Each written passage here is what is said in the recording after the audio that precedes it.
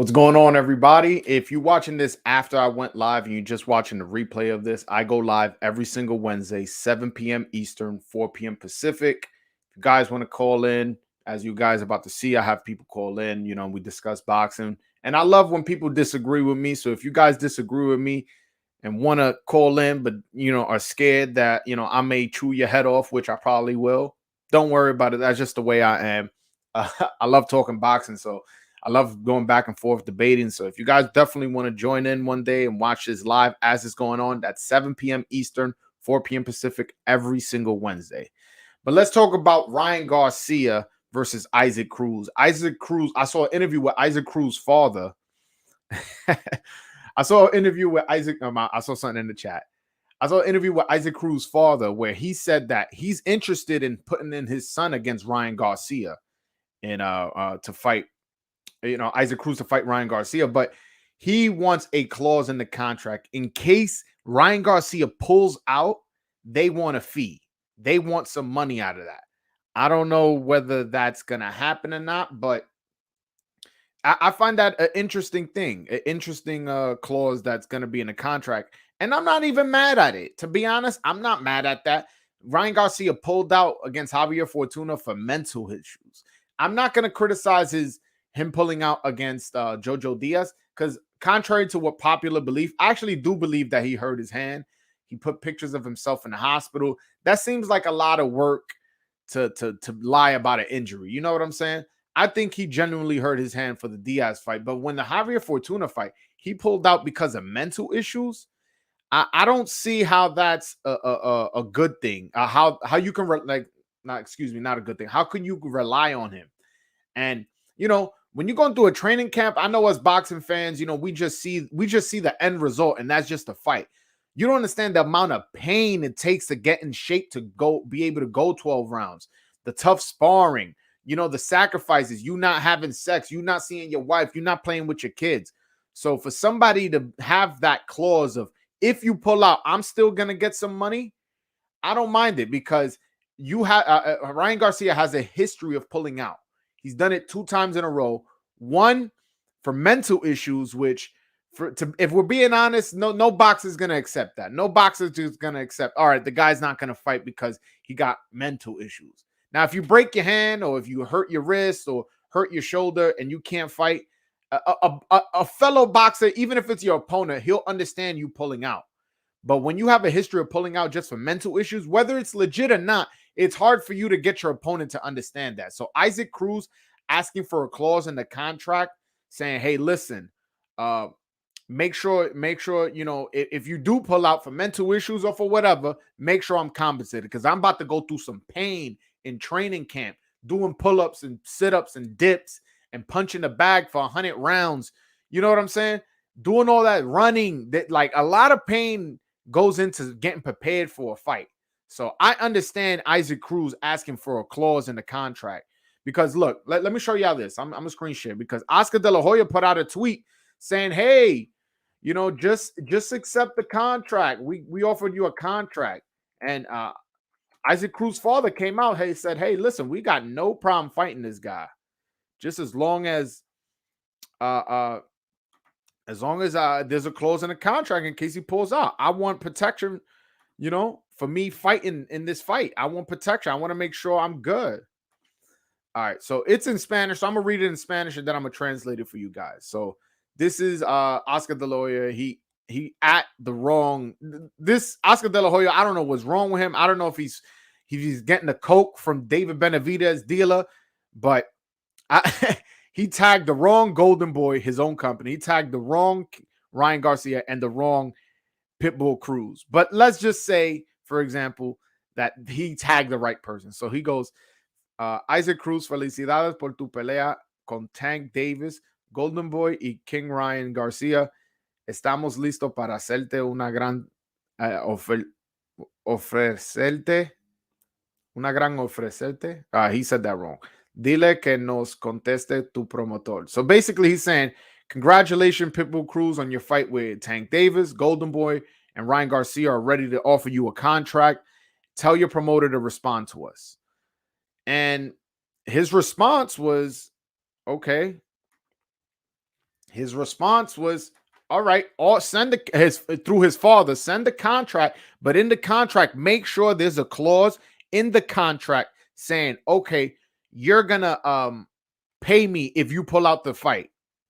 And if I'm Ryan Garcia, I give him that, I grant him that, with the exception of a legit injury or COVID-19, because we're living in a pandemic. And as much as we want to be like, oh, he's probably going to use it as an excuse, there's ways to prove you're injured. There's ways to prove you're sick. Maybe Issac Cruz throws in a clause in the contract like, all right, you have to go to these select doctors that I selected or something in the Las Vegas, or California, California area. You get what I'm saying? There's ways to get creative, but at the end of the day, I can't blame Issac Cruz for wanting protection. You know what I'm saying? Again, Michael Blunt, he's in the chat. The guy called Little Bro. He's an amateur boxer. He knows the hard training it takes to get prepared for a fight. Now imagine that times, because in the amateurs it's 3 rounds. Imagine that times 4 to get ready for a 12-round fight. And now you're fighting a murderous puncher in Ryan Garcia. So you're preparing like you're going to fight a murderous puncher. You're preparing, you're going hard. And for him to pull out, and you expecting that big payday, and then they give you a replacement opponent where you're getting half of what you were guaranteed, I can't get mad at Issac Cruz for asking for that. I really can't. Especially, again, for legit injuries and COVID-19, I'm not going to be mad at Ryan Garcia for pulling out if he has a legit injury. But mental issues, and I'm not trying to dismiss mental issues because Ryan Garcia might have had mental issues. But at the end of the day, you're not going to get sympathy from your opponent. Like, you're just not. That's not how boxing works. Boxing, we keep it real, man. We some dogs in the fans are savages. The fighters, we want our fighters to be savages. And by the way, when I say savages, I don't mean it in a negative term. I mean, we're working class people. Forget I said savages. The fans, we're working class people. So we're like people from the hood, people from the working class, and we expect a bit of toughness from our fighters, especially mental toughness. Because honestly, in boxing, that's mostly what it is. Sometimes a fighter won't even be tired. He'll mentally think he's tired. And those fighters we don't like in general. The boxing public doesn't like fighters like that. We like fighters who are mentally tough. So for you to pull out for a fight because of you stressed, it looks bad. It really does. It really does. And I think Ryan Garcia is a talented fighter. By the way, I think Ryan Garcia could fight. I think he is a special dude. Fonseca went 7-8 rounds with Tank. Ryan Garcia knocked him out in 1. You know what I'm saying? Ryan Garcia got pop. Ryan Garcia got hand speed. Ryan Garcia is training with Canelo and Eddie Reynoso. I'm not saying taking away anything from Ryan Garcia. He has a bright future. He just need to focus in more.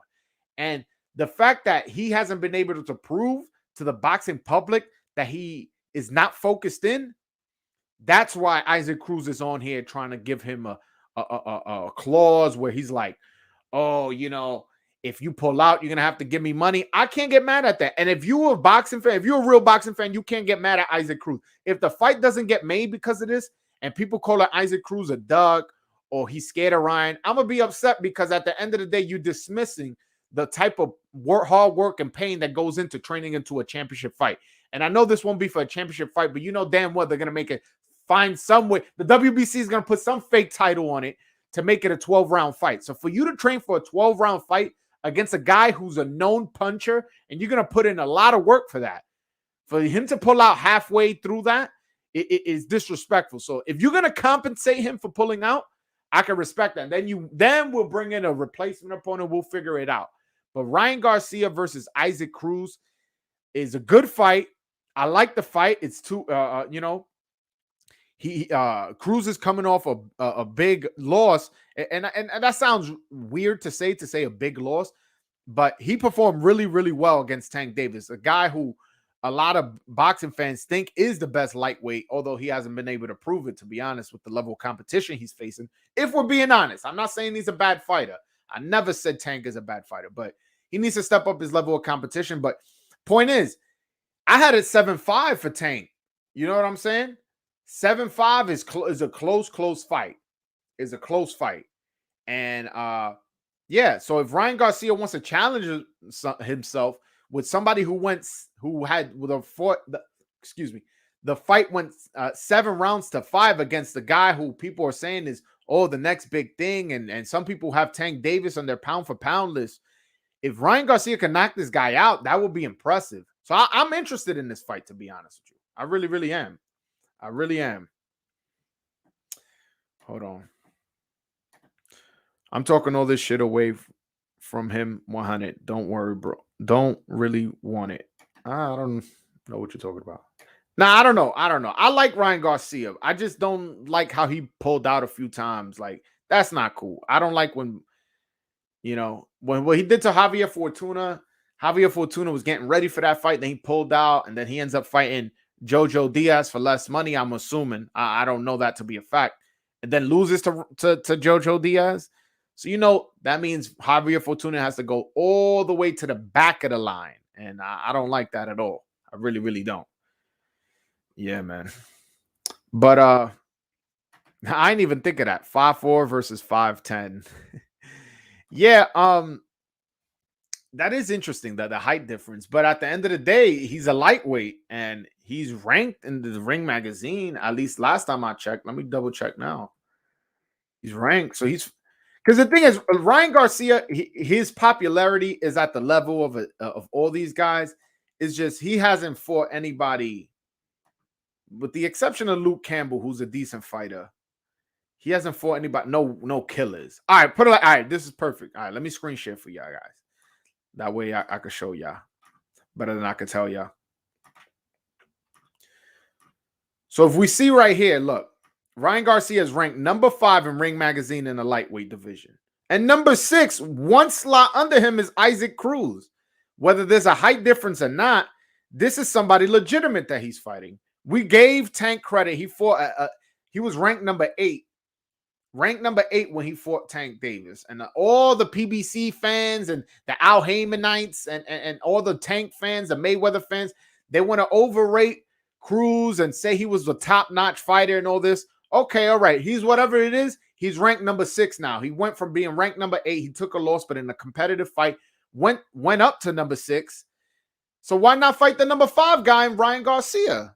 Ryan Garcia, I like that fight. Again, and I can't get mad. I'm not going to sit here and criticize Issac Cruz for wanting money in case Ryan Garcia pulls out. I'm not going to do that. If y'all came on here to see, for me to say that, Issac Cruz is making it difficult for him to get the fight. You guys never sparred. You guys never had an amateur fight. I can tell. Anybody who's been in the ring could tell you, listen, training is hard. And when you training for the biggest fight of your life, probably the biggest paycheck, I don't know, or for a big opportunity like this, you putting in a lot of pain in the gym for somebody to just pull out and you not get compensated for that.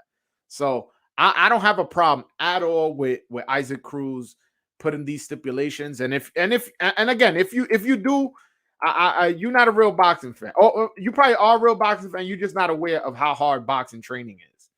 You know what it is? You go into the gym to get punched in the face. You know you're gonna spar. You know what I'm saying? You're gonna spar for 2 months. You know what I'm saying? 5 days a week, you're gonna be sparring. And the sparring partners get paid and they want to get better and they motivated to fight too. So I'm not gonna go through all of that for you to pull out and me take all these lumps for free. Nah, man. Work that out. Tell Ryan Garcia to tell Oscar De La Hoya to work that out with Issac Cruz. Issac Cruz is not being unreasonable by his demands. He really isn't. Hold on. Let me put the link in the top of the chat. Hold on. I ain't even do that. I'm all hyped up. Nah, because the reason why I'm hyped up is because people talking shit on Twitter. People talking shit or Issac Cruz on Twitter. Nah, man. No. He deserves his money. If the guy pulls out, he deserves his money.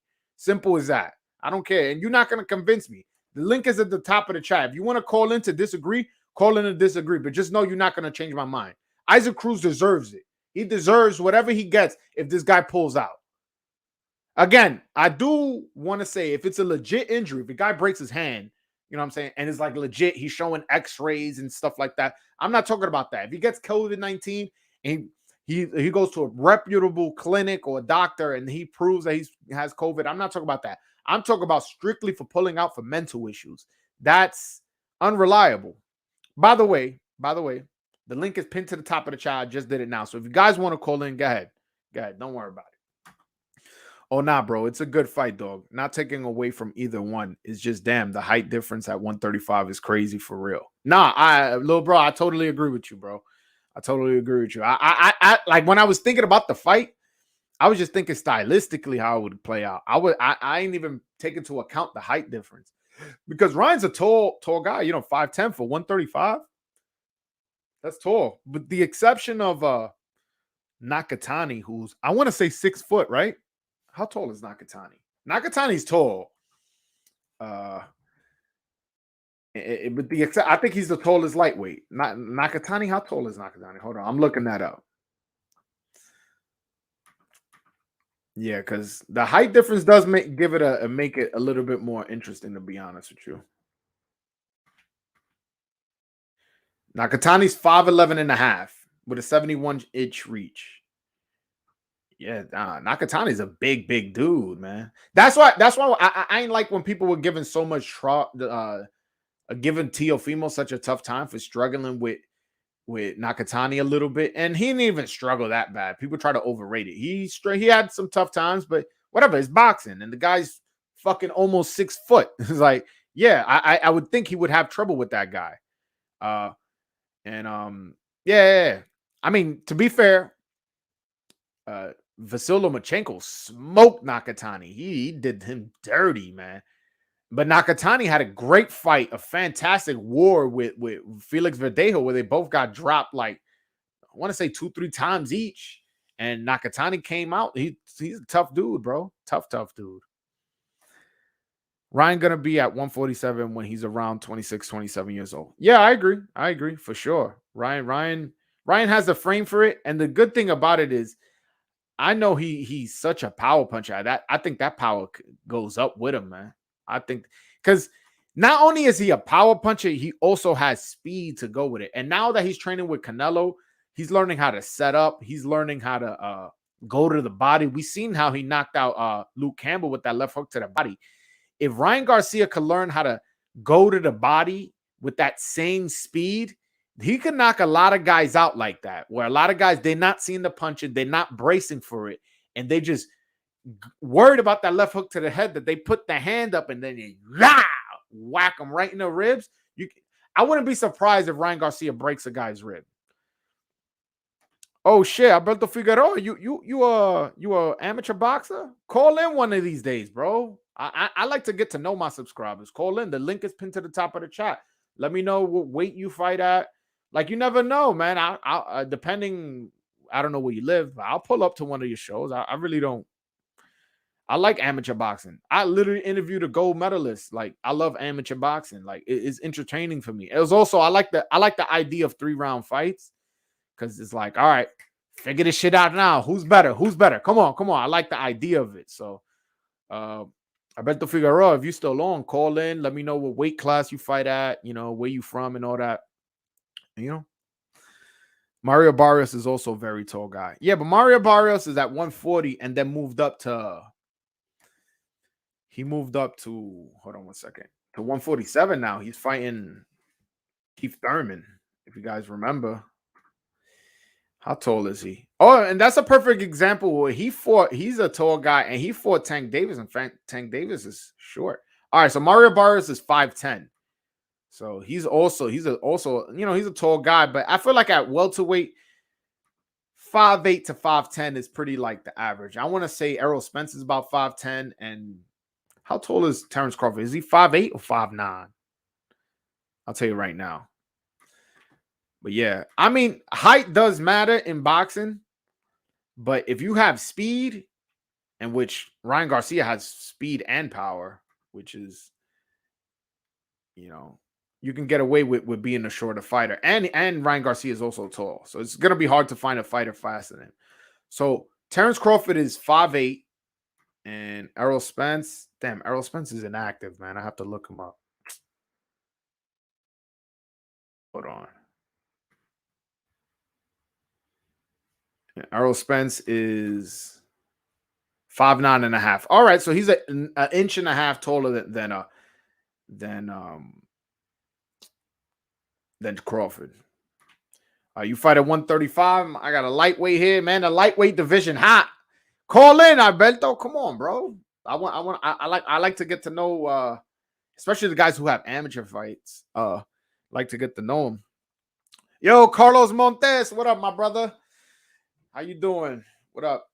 But yeah, also, yo, what do y'all think about Mayweather? I heard he's gonna do a private event for like some rich guy in Dubai on a helipad, and there's only gonna be like a good like 15, 20 people there.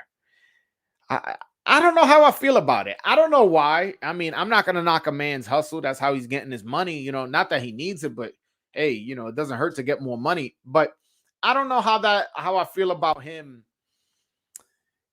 fighting an exhibition. I really don't. Hold on, we got my first caller today. Y'all may know him from last week. De lo mío. Ari, de lo mío. What's up, my brother? What's good, man? Sorry, I'm just chilling here. What's going on? How are you? I'm doing great. Right now we're talking about Ryan Garcia, Issac Cruz, how Issac Cruz wants a clause in the contract in case Ryan Garcia pulls out, as well as how do you feel about Mayweather allegedly doing a private event for like 20 people on a helipad in Dubai?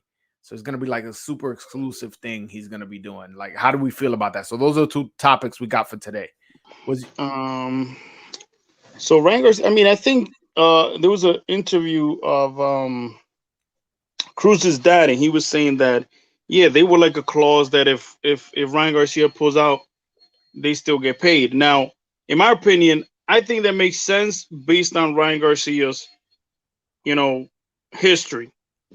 Now, obviously, he probably shouldn't get the whole purse. No. But he should get paid because if you think about it, these guys are probably going to hire, they got the coaching staff, they got to train, then they have, I don't know if they have nutrition or whatever, but they spend money on these training camps. And on top of that, you got to remember, training is hard. He's going to be sparring 4 or 5 days a week, running, doing push-ups, pull-ups, sit-ups. To do all of that, to train for a 12-round fight, to not get paid after that, I totally agree with you. And depending, like I said, I don't know if Cruz's situation, this is Cruz's situation, but remember that, sometimes they pay sparring partners or whatever. So yeah. I think it's a good clause, and I think it makes sense in my opinion. I totally agree with you. The only thing I would say is if Ryan Garcia gets an injury, let's say he breaks his hand legitimately. I'm not talking about, let's just say he legitimately breaks his hand or he legitimately catch COVID and like he has a test to prove it. I'm okay with him not having to pay in that scenario. But if he wants to pull out because he has a mental issue or family issue or whatever you got in your personal life, bro, you're gonna have to come up with some money. But again, if you break your hand or like in this legit and a doctor is like signed, sealed, and delivered, I'm okay with him not having to pay, but none of that mental health shit. We all got mental health issues. Yeah, I mean, you got to also understand. Imagine, you got to think that, for example, last year Cruz was still active. I think he had 2 or 3 fights. I don't remember. I think he had like two fights or so. But think about if you're training for 2 months and you have a fight lined up, and all of a sudden the dude pulls out. That's a pay that you're missing out of. You get what I'm saying? Like, it's not like he's one of these, like let's say a Tank Davis or a Haney or whatever, that these guys make, a few million. If you're a guy, Cruz, let's say he's coming up, him not getting paid for X period of time, that'll affect him, financially. So, if Ryan Garcia pulls out, he should have to pay up. All right, we on the same boat there. How do you feel about Mayweather having this really exclusive private event on a helipad in Dubai for like 20 people? I don't know how much he's getting paid for it, but I don't know why, but it makes me feel uncomfortable. And I'm usually not somebody who knocks somebody's hustle. But I don't know. I find that a bit weird. How do you feel about it? I personally don't care for any of these exhibitions. Mayweather wants to keep making these $1 million paydays, getting an exhibition. Hey, good for him. If people are willing to pay him Good for him. Get that money. I personally don't buy into it, and I don't watch it. I don't, I don't. I wouldn't spend my money to watch it. Yeah, I didn't. His exhibition with Logan Paul, I didn't pay for that. I didn't watch that, and I have no interest in it. So, yeah, yeah, all these exhibitions, like just I feel like, look, like I said, get your money, get your hustle, cool. But I feel with Mayweather, he's always trying to, like, I don't know, just dude, you had your time. You were fucking one of the greatest that ever did it. You made a shitload of money, the most money any other boxer has ever made. Um, but I feel like he's always trying to get attention. Like, yeah, dude, like, yeah. And I almost feel like him doing that, like in a helipad and this and that, like for like 20 people. I feel like that's almost beneath him at this point. Like you haven't been able to leverage your celebrity, leverage your success in boxing into doing something else.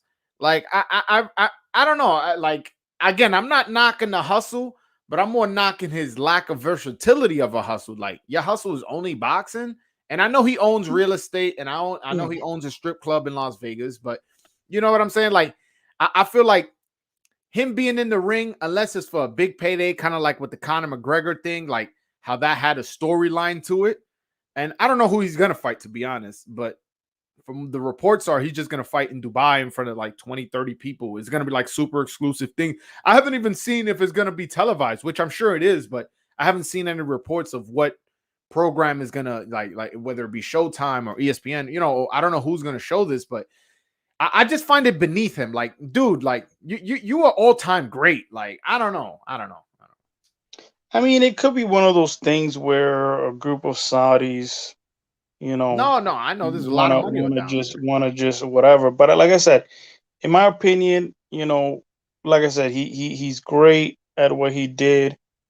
Um, but now I believe that he should just focus on his fighters. Focus on promoting your guys. Yeah. You already did it. Get these guys to the level where you were at, or at least try to get them there. Like all this, and this is a lot of. I hear this a lot that Floyd is always trying to like steal the shine from people, like even his own fighters. It's like, dude, like I said, I don't know. I think sometimes he's an attention whore. He just loves the attention, and it's annoying. I fucking think it's annoying. Like Yeah. I said, when it comes to him fighting inside the ring, Oh, give him he's respect. magician. All the fucking respect. But I feel like a lot of his outside the ring antics are just annoying, in my opinion. To me, they are.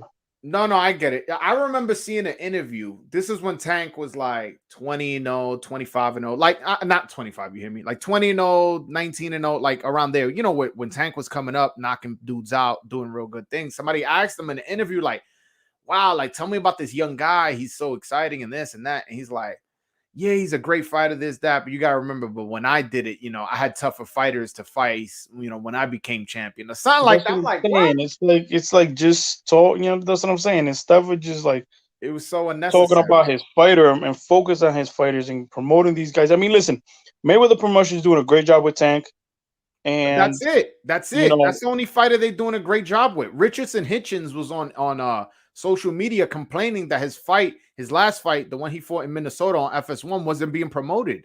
I can't even name you, like I can't list a bunch of names of Mayweather. Like I know Rolly's with them, but they don't really have anybody else who's like a champion or somebody like of note. They really need to focus in on that. yeah, like I said, I just feel that and listen, Ellerby does a great job. They're partnership with Showtime, they're doing good things.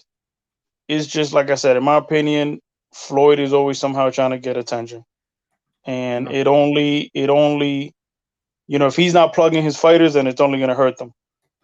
nah, real shit, real shit. Anything else you want to talk about?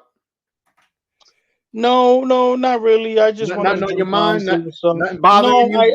I heard something. No, just the whole thing of I don't know how true it is, but there's a rumor that Andre is thinking about moving up to 168 and trying to challenge Canelo for that, for the WBO. WBO belt. Now, from my understanding, the WBO, the way it works is if you're a champion, you move up weight, you become the mandatory. So if that's the case, you know, I would really like to see Canelo take that fight if it happens. Yeah, that's the thing. Andrade seems quite set on having Canelo or make him an offer, but I feel like this is you really cornering Canelo. Like, hey, listen, either vacate or fight. The only thing that complicates things a little bit is that Canelo's moving up to 175 to cruiserweight to fight Makabu. That's what it's looking like. After that fight, he's probably gonna move back down to 175. I'm not sure if he's gonna come back down to 168 just because it's such a big weight drop. But to your point, I would like to see that fight, but I'm just a bit annoyed at the boxing landscape. The fact that Andrade has such a weak resume, but not because he's a ducker, because everybody's been avoiding him, is a bit disappointing, and it won't garner the amount of attention it should have when Andrade fights Canelo, which is a bit disappointing how the boxing landscape is right now. Yeah, I just feel that like you were just saying, I agree. If Canelo moves up to cruiserweight, I don't like that because, listen, if he wants to go up there, grab a belt, whatever, for his legacy, fine. But at the same time, it's like, yo, like, when you moved up to 175 to fight Kovalev, we never saw you at 160 again, right? And all he had to do was he had 3 belts, right? He had 3 belts. Andrade for the 4th. Andrade had the 4th, right? So he could have gone undisputed at 160, and then he could have possibly gone undisputed at 168, right? So, that's that. But at the same time, it's like Andrade himself, earlier in his career, he made some bad decisions that kind of put him in this like bad predicament. But at the same time, I don't know if you recently saw the video where he's talking to Chris Mannix and Sergio Mora and stuff like that, which I agree with him at that. It's like, look, these guys are pushing for Munguia to get a Triple G fight. They're pushing for, a Canelo versus Triple G again, but nobody's pushing for Andre to get the Triple G fight. Nobody's pushing for Munguia to exercise his exercise to become mandatory for either Charlo or Andre. And at the same time, I also want to see, because Charlo's not getting the Triple G or Munguia fight, because Andre is not getting these fights either, they might as well just fight each other. I made a video on that today. If you watch on my YouTube video, it's literally the last video I made. I talked about how these guys need to fight each other. Like, people, like, there's dumb motherfuckers out there that think Canelo's a ducker. Believe me, I know they're stupid. But point is, I'm like, if he's a ducker, who the fuck has Charlo, Andrade, Munguia, and Benavidez beat to deserve a Canelo fight? So I can understand Canelo moving up and being like, hey guys, how about you fucking earn it instead of sitting on your hands waiting for your turn? I don't like the way the boxing landscape is doing. But it's not just, you know what it is, but it's not just them. Like, in Charlo's defense, this is my opinion, Charlo's defense, he did everything that the WBC asked him to do to become Canelo's mandatory, right? And as soon as he was lined up to become mandatory, they make up the franchise bullshit title. You get what I'm saying? So in a way, it's like, come on, man. Like, this dude, I'm saying, the WBC kind of did him dirty. Same thing what happened with Devin Haney at 135, right? And you and I spoke about that. Yeah. So, and in Charlo's case, it's like, look, he did what the WBC asked him to do so he could become mandatory, and then that happened. Now, you have Munguia, who is, dude, like, come on, man. You were a champion before 154. You don't want to be a champion at 160? All he has to do is exercise, petition to exercise his clause, to be named mandatory. But he's not doing it because he's not interested in those fights. And it's kind of frustrating that, in a way, Charlo and Andre are in the same boat in that particular division. So they might as well just fight each other. Now, once you guys fight each other and unify that belt, whoever wins could say, you know what, I'm going to try to go for undisputed, or that'll give you some leverage. Yeah. The thing is, Canelo likes to his thing is building up his legacy. He's not like Mayweather. Mayweather's focused on money, and I'm not knocking him for that.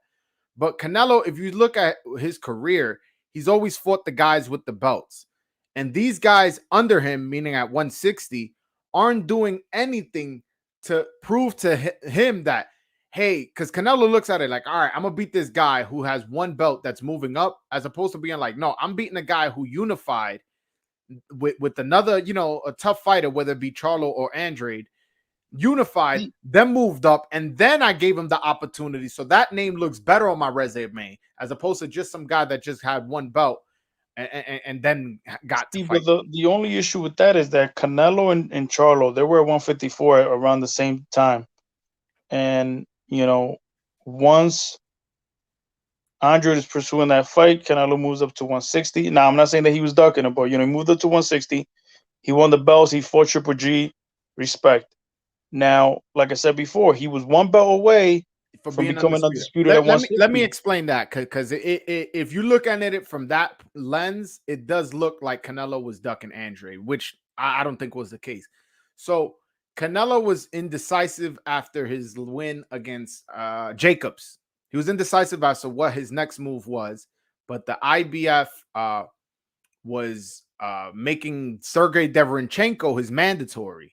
And it was I'm familiar with that situation. And that particular I'm familiar with that situation. In terms of correct. Oscar and Team Golden Boy, they dropped the ball. They dropped the ball. They dropped the ball and they screwed Canelo over. I agree with you 100%. I know they screwed that up because Golden Boy gave IBF the impression, oh yeah, we're gonna do the fight.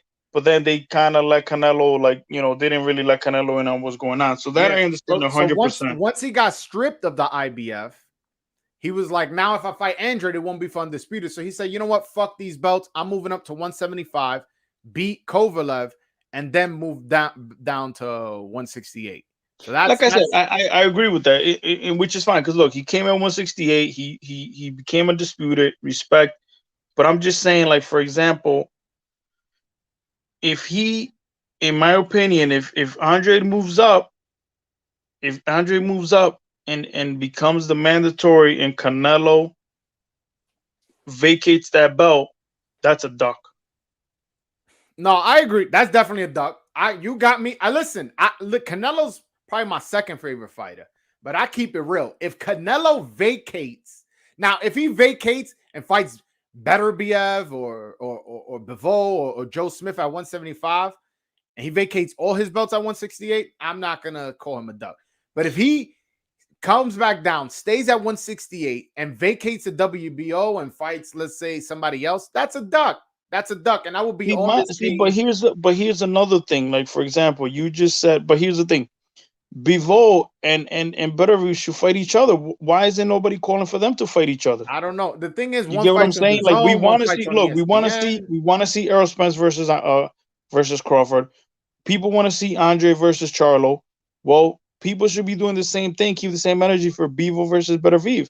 You know what it is? These guys have no personality. These guys have no room. No, there's nobody. I've never met anybody on Twitter or on my YouTube that goes, oh my God, I'm such a big fan of Bivol. I'm such a big fan of Beterbiev. These guys have no personality. There's almost no incentive in the sense that there's incentive legacy-wise, but monetarily, when one guy fights on DAZN, the other guy fights on ESPN, it's like a whole conflict of interest, man. I hate the way there's no. I miss the days when it was just HBO and Showtime, man. Yeah, but that's what I'm saying. You have these two guys who are champions in the same weight division, and they both from similar country. That's what I'm saying. They both been there for a period of time. They got to make those fights happen. I agree. Eddie Hearn, Top Rank, they got to get together and make these fights happen. Well, I think to be fair, I do think that Artur Beterbiev, his next fight will be the winner of Callum Johnson versus Joe Smith, which is for the WBO light heavyweight championship. So I do think they're going to unify there. Yeah. As long as they unify, but let's say, when is that going to happen? When is that going to happen? The next fight, Callum Johnson and what's his name? Joe Smith. When is Joe Smith? They fight. They fight in 2 weeks. Yeah, I think they're fighting soon. I don't remember the dates. I'll get the date right now, but I know it's in a week or two. It's not oh my God, all right, January 15th. So in 10 days. Okay, so that's good. That's good. So let's say, and Joe Smith could crack, man. Joe Smith has a lot of punching power. I do think he needs to work on his defense, but he has a lot of punching power. So Yeah, I mean, that'll be a good fight for the light heavyweight division. But to me, the division that needs a whole big spark is that middleweight. Triple G's been so inactive. Murata's been so but inactive. the problem with Triple G, he's not fighting anybody relevant. Like, and this is something I said. Look, this is something I said after Triple G. Triple G should fight Andre. They both fight on the zone. I don't understand why they both have belts. Why is that fight not made? People are pushing for That's what I'm Charlo. saying. But that's what I'm saying. You have, and not only that, they're in the same network. They work with the same promoter And because they both got belts. and they got belts. So that should be automatic. But the problem is that Triple G over here fighting Sismeta, Steve Rose, and nobody criticized him for it. You get what I'm saying? Now he's gonna fight. He's gonna fight Murata, who was a champion that was elevated. He wasn't even the super champ. You get what I'm saying? So it's like, I'm not come so on, hard man. Like, I'm not so hard on Triple G. He's a senior citizen. I give senior citizen pass. You know what I'm saying? If I see an old person behind me online, I let him skip me. That's how I'm with Triple I don't give Triple G a pass. Triple G, yeah, I don't. Him and Loma, they get no pass from me. Nah, Triple G was knocking dudes out when he was in his prime, and nobody wanted. Sergio Martinez didn't want to fight him. Miguel Cotto didn't want to fight him. Canelo vacated the belt to not fight him. Triple G's resume isn't as good as it should be because people would duck him. And I also think he won both Canelo fights, to be honest with you. Yeah, I don't think he won either of those fights, to be honest. Oh my God. To me, he won both. And again, I just told you Canelo's my second favorite fighter. In my opinion, the first fight, I personally had it a draw. So now you agree with the decision? I had it a draw, and in my opinion, even though Canelo was fighting a more boxing style, like more boxing and moving and whatever, I think he was outboxing Triple G. No, I think Triple G. I think he was outboxing Triple G. He was against the ropes, and you could see Triple G was hesitant because anytime he came in, he was getting countered. If you look at that video that when Canelo hits him with that uppercut right in the throat and the chin. Nah, I've watched both those fights multiple times. Now the Triple G's jab was giving Canelo trouble. The second fight, the second fight, Canelo came in, did exactly what Abel Sanchez was asking for, because Abel Sanchez was like, "Oh, if you stand in front of us, we're gonna knock you out." Well, Canelo came in, stood in front of him, walked him down, and beat him. To me, Triple G's jab was so significant in that second fight that I felt he got robbed. I don't remember my exact scorecard, but it was something. No, I personally didn't think it was. You gotta rewatch that. I've had this conversation before with friends of mine, and they all give me the same response you do, and I tell them rewatch and then come back to me, and they all. I've watched it like 3 times already, a total of 3 times. Yeah, and I thought Canelo won that fight. I guess I got to rewatch it again because it's an entertaining fight. So whether I change my mind on the score is irrelevant. I will get to enjoy watching a fight. But to me, I think Triple G won that fight, and that's why I'm like, yo, the guy was a silver medalist, was getting ducked by Sergio Martinez, who people were saying, oh, this is slick southpaw. He's an excellent fighter who knocked out Paul Williams out cold in 2 rounds, and it's like, all right, and then his promoter goes on and go, yeah, I'm not putting him in with that killer. You know what I'm saying? It just looks bad. It looks bad. Yeah, I know. But at the same time, remember, here's the thing. Remember when Abel Sanchez was saying, "Oh, we'll fight anybody from this weight to this class, from this weight to this 175." Yeah, and Andre said, "All right, was good." Yeah, Andre Ward. Didn't want that smoke. Yeah, they didn't want that smoke. I'm not gonna criticize somebody for not moving up in weight, especially when now he's still fighting at the current weight he was fighting at then. So obviously he was a smaller guy. Now I do agree that his trainer probably should shut the fuck up and not call out people at 175 and 168. Well, he's not there. He's not with Abel Sanchez anymore. So that's... No, I know. I think that was more Abel Sanchez having diarrhea of the mouth than it was Triple G really calling out. And Triple G said that he was willing to fight Andre Ward as long as it was a 50-50 split and a fight was at 164, which Ward was like, "Listen, I can't. Like, I'm almost moving up to 175. I'm not gonna Yeah, move." he can't make 164. That's So ridiculous. that's why the fight didn't happen. I don't think Triple G. I think Andre Ward would have beat him, but I don't think Triple G was ducking Ward. I don't think that. I don't think that at all. No, I didn't say that because they were not even in the same division or Yeah, yeah, anything. yeah, I'm yeah. just saying, like, but yeah, regardless. But ever since the Canelo lost, I personally said if Triple G doesn't fight Andrade or fights Charlo, he's get or Derevchenko, he'll be irrelevant. Now, in my opinion, Derevchenko beat that ass, and they didn't give him the decision It was a versus close Triple fight. G. Close fight. Yeah, I'm not gonna argue with that. I'm not gonna argue with that. But think about it. He fought Steve Rose, then he fights Derevchenko for the vacant IBF belt. After Yeah, Canelo got stripped, and then he fights Zarameta. then he fights Serrano. Like, but he also beat right before the first fight with Canelo. He beat Daniel Jacobs, who's a legit fighter. Daniel Jacobs, he beat David Lemieux, who was talented. yeah, but Martin Lemieux Murray. just had power, and that's it. But if you look at now, yes, he did beat Daniel Jacobs, but that also was a close fight. That was a good fight too. That was a good fight. But he won. You know what I'm saying? Like, it was a close fight, but he fought Daniel Jacobs. As you're a knowledgeable boxing fan, we both agree. Yeah. Daniel Jacobs a good fight. Daniel Jacobs held his own against Canelo. I mean, he didn't beat Canelo. I'm not saying that. Yeah, he did. He did good. pretty good. Like I said, he did good. He did good in both fights. Yeah, Daniel Jacobs was a respectable fighter. He beat Deverenchenko. He has good wins under his belt. Now, is Daniel Jacobs a world beater? Is he one of the best of all time? I'm not saying all that, but Daniel Jacobs definitely is a solid fighter, and him having a close fight with Triple G didn't surprise me at all. Yeah. I didn't. I knew that was going to be a close fight. Yeah. Again, they both it's unfortunate. Like I said, look, we want, like I said earlier, we want Errol Spence versus Crawford. We want Charlo versus Andrade. Bivol and Beterbiev should fight each other. They shouldn't just wait around for Canelo payday either. So, it's these promoters and greedy promoters, they got to make these fights happen, man, because it's bullshit. Either Bivol fights Zurdo, who's in his same division, or they gotta mix these guys up. Zurdo's on the zone, so that's possible. Correct. He is on the zone. He's with Golden Boy. So that's what I'm saying. Like, these guys got to make these. There's no reason why these fights shouldn't be made. Yeah.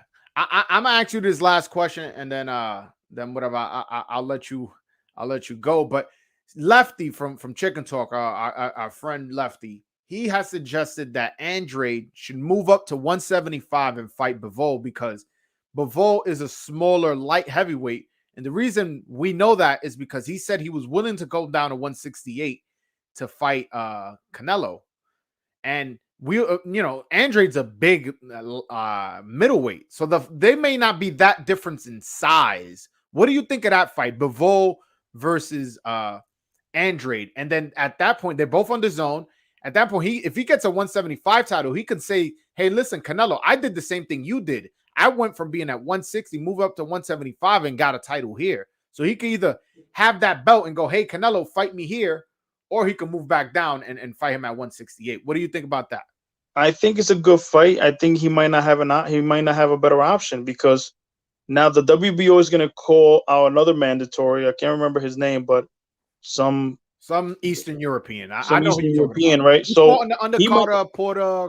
Yeah, he just fought. Yeah, he just fought recently. So they're going to call him as a mandatory. So he might not have an option, because if you think about it, now Canelo has all the belts at 168. I don't see Andre moving up to 168 to fight Morel or try to fight Benavidez. So he might as well go after Bivol. And once he does that, well, you know what? He's a champion at 168. He could try to fight, one of those other champions. Or after Canelo comes back down from if he moves up to cruiserweight, he's not going to go 160. He's not going to go straight to 68. He's going to go to 75 first. Yeah. So that's another fight. If he can have a belt already there going, hey, listen, let's go. I see what you're saying. All right, yo. Oh no, you was gonna say something? My bad. No, that's all. Thank you so much. Always appreciate it, and yeah, hopefully we'll catch up next week. Nah, for sure. But before you go, I just want to share my man's Twitter. If you guys have Twitter, please follow my guy Ari_boxing talk right here. As you guys know, he's a big, knowledgeable boxing fan. If you guys tweet at him, he'll tweet back. He's one of the real good dudes that I follow on Twitter. Definitely fuck with my guy. That's Ari_boxing talk. Please follow him on Twitter.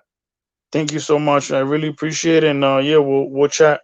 Yeah, for sure. We'll link up again, my brother. I appreciate you. Take care. Thank you. Yo, shout out to my guy Ari, man. He always, last week he came through. We had that whole Lomachenko debate. Today we had a good conversation. So shout out to Ari. Again, if you guys have Twitter, follow him. He's a good dude. Yeah, Alberto Figueroa, you definitely got to rewatch those fights, man. Triple G versus Canelo. Those were good fights, man. Great fights, entertaining fights. So you're not going to be wasting your time a fight that you know the end result to. It's going to be a fucking brawl. Both of them were. And, it's funny. My girl, she's not a boxing fan, but she goes, no, that Triple G versus Canelo fight. I remember my girl was like, screaming at the TV. I never seen my girl hyped like that for a fight. So it was an entertaining fight. And it's a fight that's always going to be debated. People are always going to debate who won that fight, Triple G or Canelo.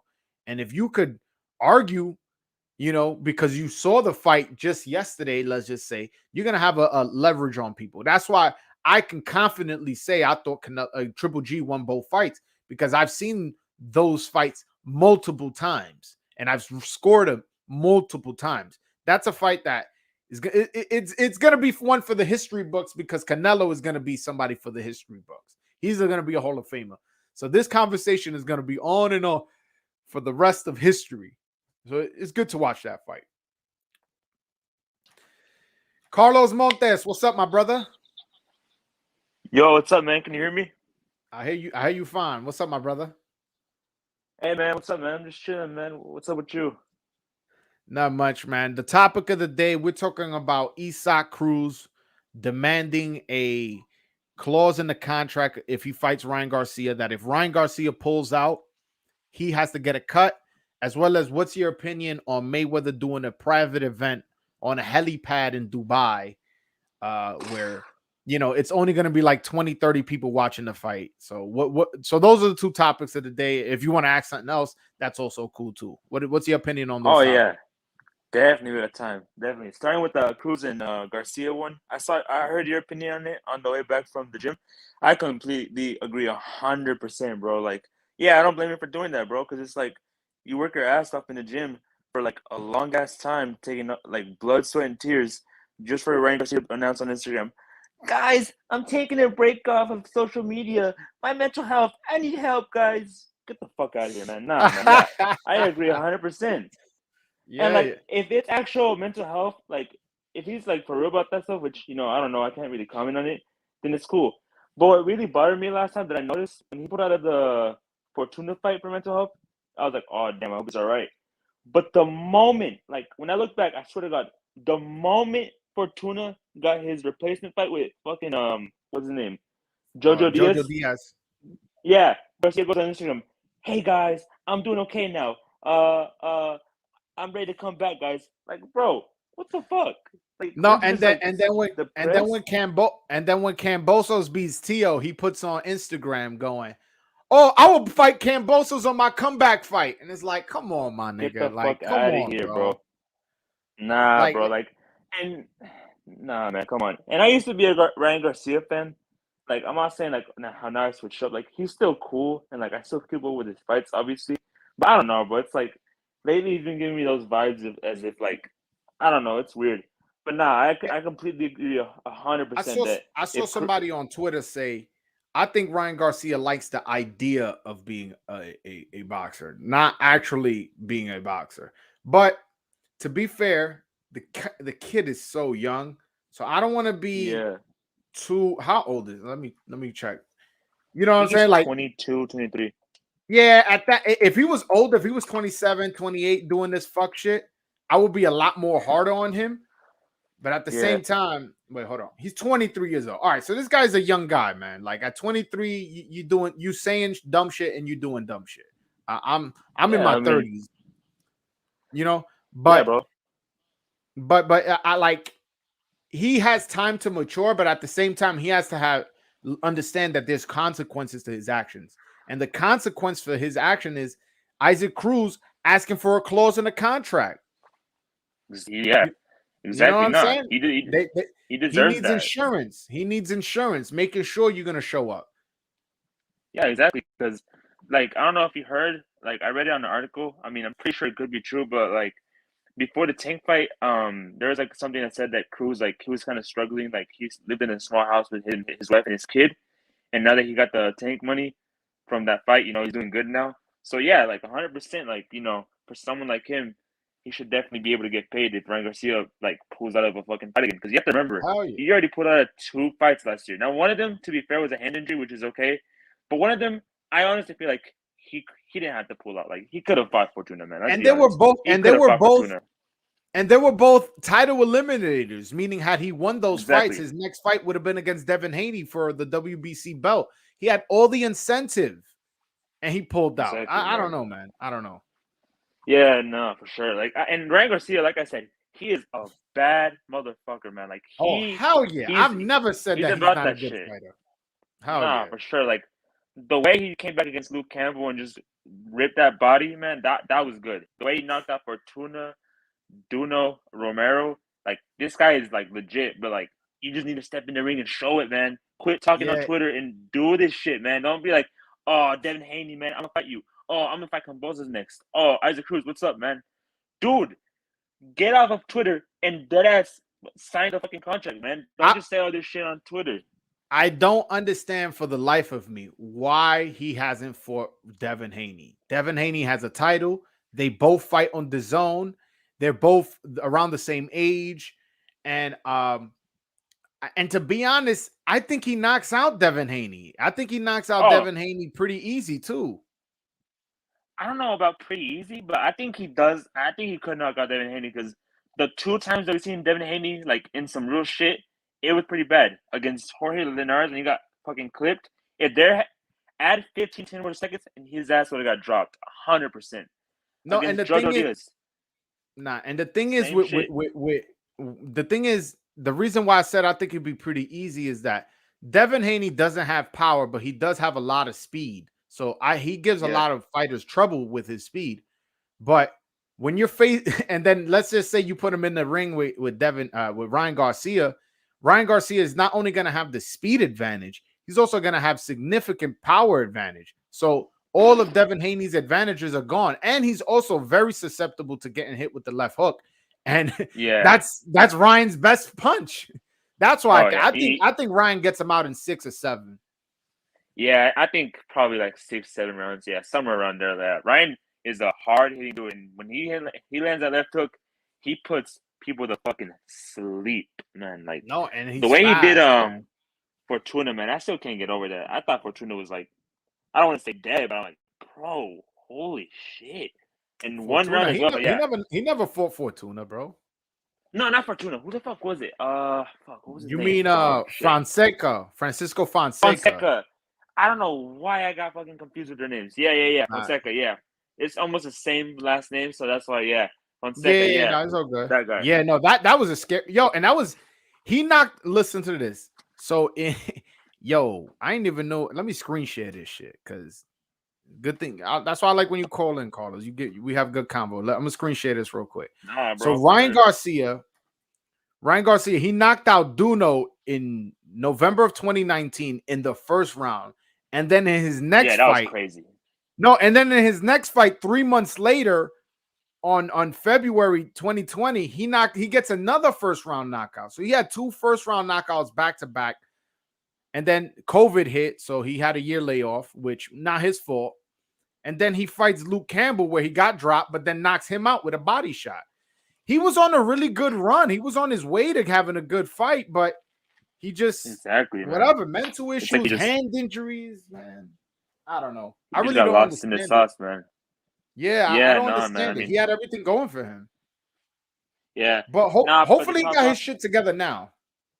Yeah, bro. I really hope to see him fight like maybe March, April 2022 against someone like maybe Cruz, maybe Diaz, someone who's good that he can come back and fight and be like, all right, like Get this guy knocked out. All right, he proved him. Yeah, I think his next fight is with Cruz, but I wouldn't be mad at Jojo Diaz. I wouldn't be mad at that fight. I wouldn't be horrified. No. Yeah, so either one of those fights is good.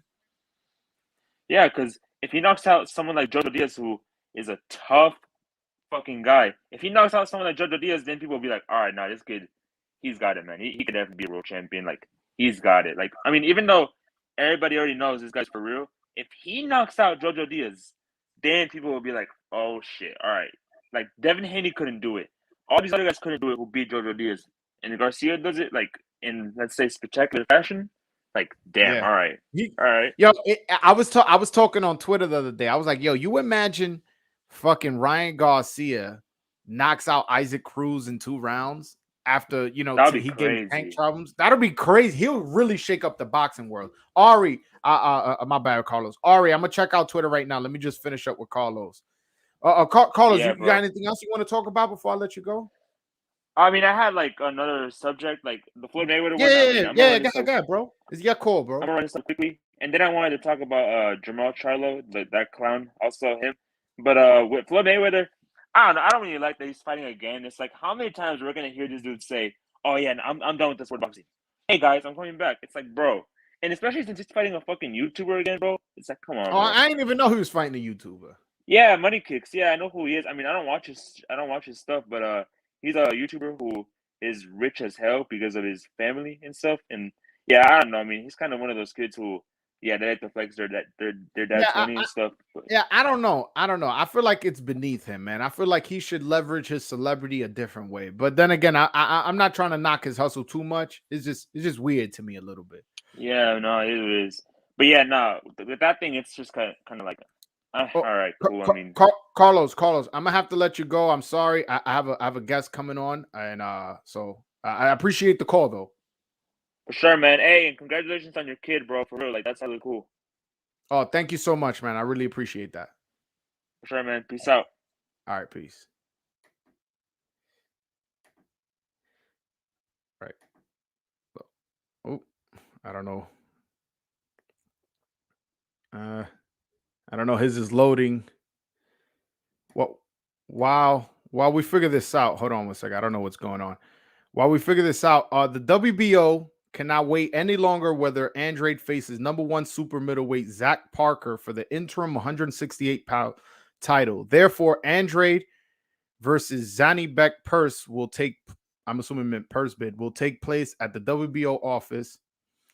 All right, this is some bullshit, man. What they doing to Andrade? Anyways, Jake, thank you so much for my followers, my viewers on. This is a boxing insider, Jake Donovan.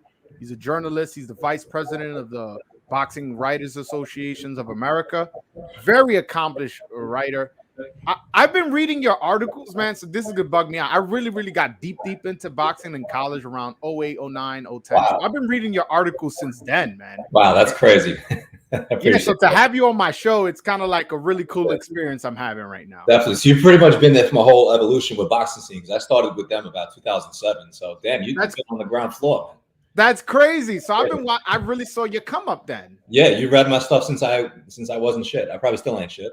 But, Nah. I disagree with you, man. You're one of my favorite journalists. I greatly appreciate that, man. Thanks, John. Yeah, I actually studied journalism, so you were somebody who I really admire. So to have you on the show, it's very I feel very accomplished right now. Good for you. I appreciate that, man. That makes me feel really good. All right. So first, I want to ask you are there any updates as far as Ryan Garcia, Issac Cruz? I heard Issac Cruz's father say that that they're putting in a clause in the contract where if Ryan Garcia pulls out, they're going to have to pay a fee.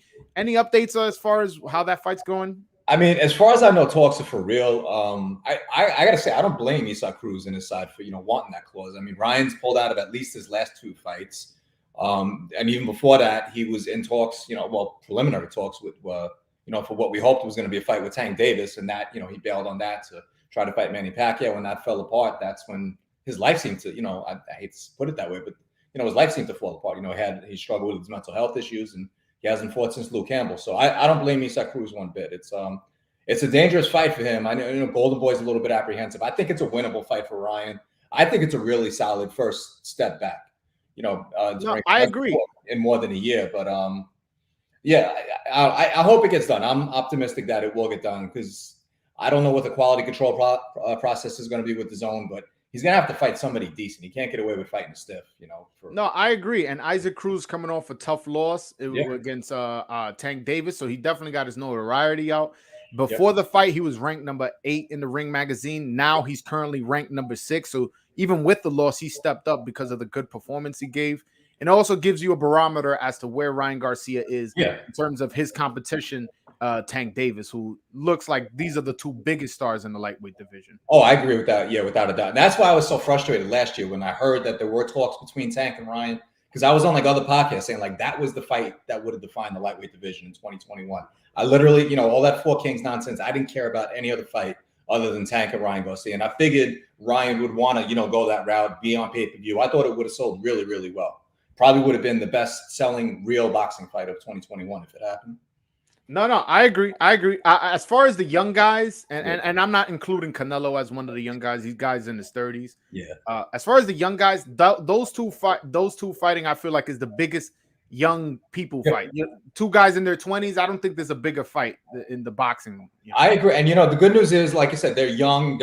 We want it to happen, but I think there is still time as long as Ryan can get into a rhythm. Mayweather and Showtime, they already got Tank going on the pay-per-view circuit. I'd love to see him get back on Showtime personally, but in the meantime, he continues to build his base. Ryan is popular. He needs to get those young fans over to start, paying for his fights on the zone and pay-per-view in order to be a true boxing superstar. But that's going to be a big fight when it happens. Yeah. The way I see it happening, the timeline happen, I see him fighting Issac Cruz next, Devin Haney after that, and then Tank. That's the way I see it. That may be hopeful thinking, but I do hear how Leonard Ellaby talks and how Floyd Mayweather talks, and they seem like they think that's a very winnable fight for Tank Davis as well as a big money fight. So I think that's the route we go if Ryan Garcia can get his head together. Yeah, I agree. And on Tank's side too, he's going to have to fight. Like I said, there's no dismissing Issac Cruz. No. That was a very good fight for Tank. Yes. In June, Issac Cruz proved himself to be a worthy, contender. I just don't know about like them. If Rolly Romero was clear to fight, I just don't know about them revisiting those plans. I don't see that pay-per-view selling. Rolly's going to have to do his part to kind of bring that up. I don't think there was a lot of interest to begin with. So. He's going to have to start, finding high profile opponents of his own. Do you see Tank Davis ever fighting for free on Showtime? Because on the PBC side, like I don't see many people paying for Michelle Rivera, or like on the lightweight side, they really don't have anybody who's a big name like that. I will say this: to my knowledge, there is interest in Showtime having him fight on their platform. Not on pay-per-view, but having him fight on Showtime. I believe they're willing to invest. I don't have any inside knowledge on that, but I do believe there is interest in, investing in him to, spending whatever it requires to get him on, their, premium cable network, because that's how they build subscribers. They can't build subscribers by keep having these guys fight on pay-per-view. So yeah, I mean, so that's a PBC. Yeah, right. And it goes back to, if he doesn't have if he's going to fight a Michelle Rivera or a mandatory or whatever, if he doesn't have that, qualified B side, he might have to go that route to CBS or, if Fox has any interest or whatever. So I do believe we're going to get back to a point where these guys are going to be, they're not going to be fighting exclusively on pay-per-view. I know Mayweather said that last year, but they can't keep hovering around that 200,000 buy mark and expect them to stay there and not grow. Yeah. It's like at some point, you got to give something to the consumer, like that's how I always talk about on my YouTube page. I always I represent the consumer. So whenever I feel there's a pay-per-view that's not worth it, I speak up on it. And it's going to be hard for me to tell people that Michelle Rivera versus, or Jorge Linares versus Tank is a good, is a good pay-per-view to buy. Yeah, exactly. Now, granted, Tank versus Michelle Rivera, it's a damn good fight, but in our opinion, it's a Showtime fight. Now, I'm not going to sit there and tell people don't buy that pay. If they go on pay-per-view, you cannot spend $75 to watch it. They're going to buy it or they're not going to buy it. But for me, I'd love to see that fight on Showtime because Tank was starting to hit around, I think, pretty close to 600,000 viewers when he was on Showtime. That's the way to grow. It's like we need to get back to where some of these guys, they're generating 1 million viewers on premium cable. and then return them to pay-per-view. Think, that's how it becomes even bigger. Does Tank have an exclusive contract with Showtime? I'm not going to speak to whether or not he has an exclusive contract, but it's clear that Mayweather, they do their business with Showtime. Okay.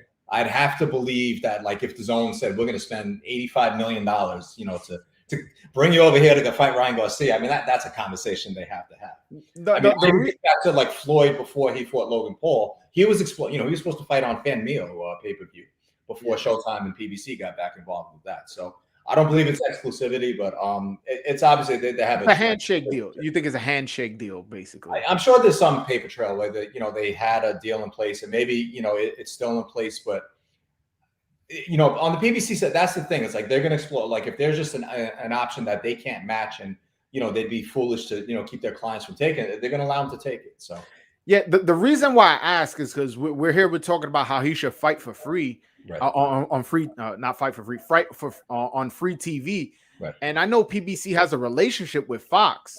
Yeah. Now, if we can get Tank Davis on Channel 5 for Fox for free to fight Michelle Rivera, that would be amazing for his visibility to the general public. I agree 100%. I will say this: I do not ever see that happening. I certainly don't see it happening in 2022.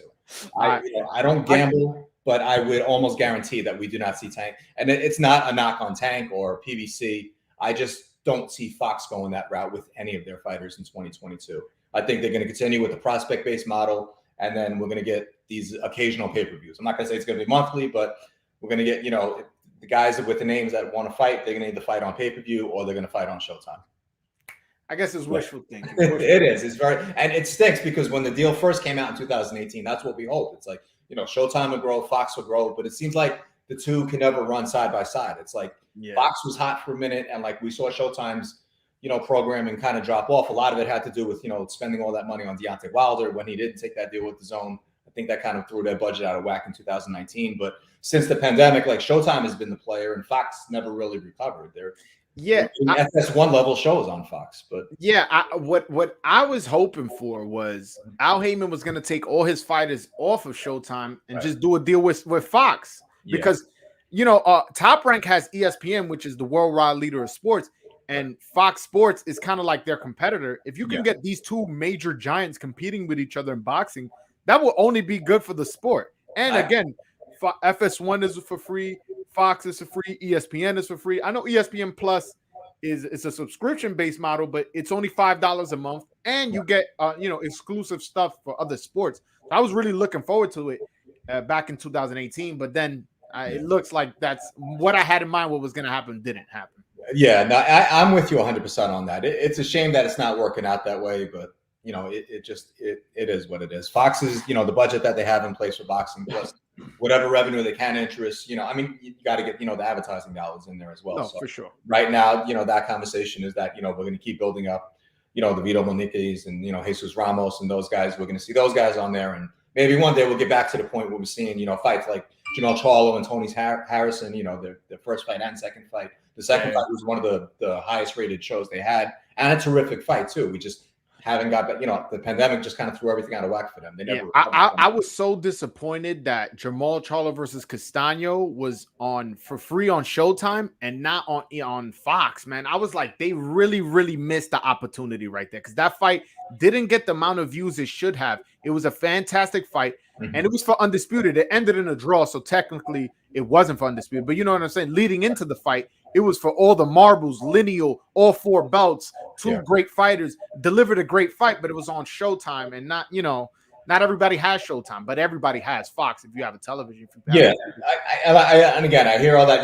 We speak the same language. I would love to see as many fights as possible on, channels where, people can easily access them. But Showtime is going to be the one that's paying the money. So they're going to keep these big fights. And hopefully that helps Showtime grow because, they're the ones that's willing to invest heavily into the sport. So it is weird, though, because Fox had played such a significant role. They took over from Showtime and building up the 154-pound division. So, Jamel Charlo debuted when they signed their new deal in 2018. Then we saw Julian Williams and Jarrett Hurd fight in 2019. Then Julian handed over the titles to Fernando Rosario and, so on and so forth. But it's been Showtime since then, and that is going to be the trend moving forward. Maybe permanently. Yeah, as far as with the network situation, this will be my last question on that. Okay. Is Showtime, the Showtime do any business with CBS? I feel like they're missing out on that, and that's like, you know, that it's sister networks. You can't do what we want them to do on Fox, but do it on CBS. Yeah, that's so. Just for full disclosure, Viacom, CBS, they own Showtime, and Boxing Scene also falls under that umbrella. So I think. Oh, really? I know that.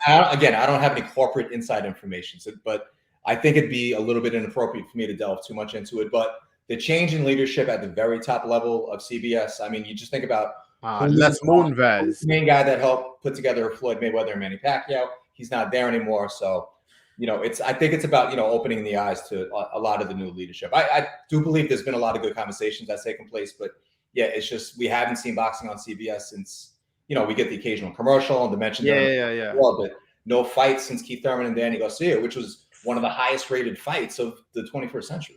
Yeah, we're really missing out on regular TV for whatever reason. All right. So any update on Teofimo?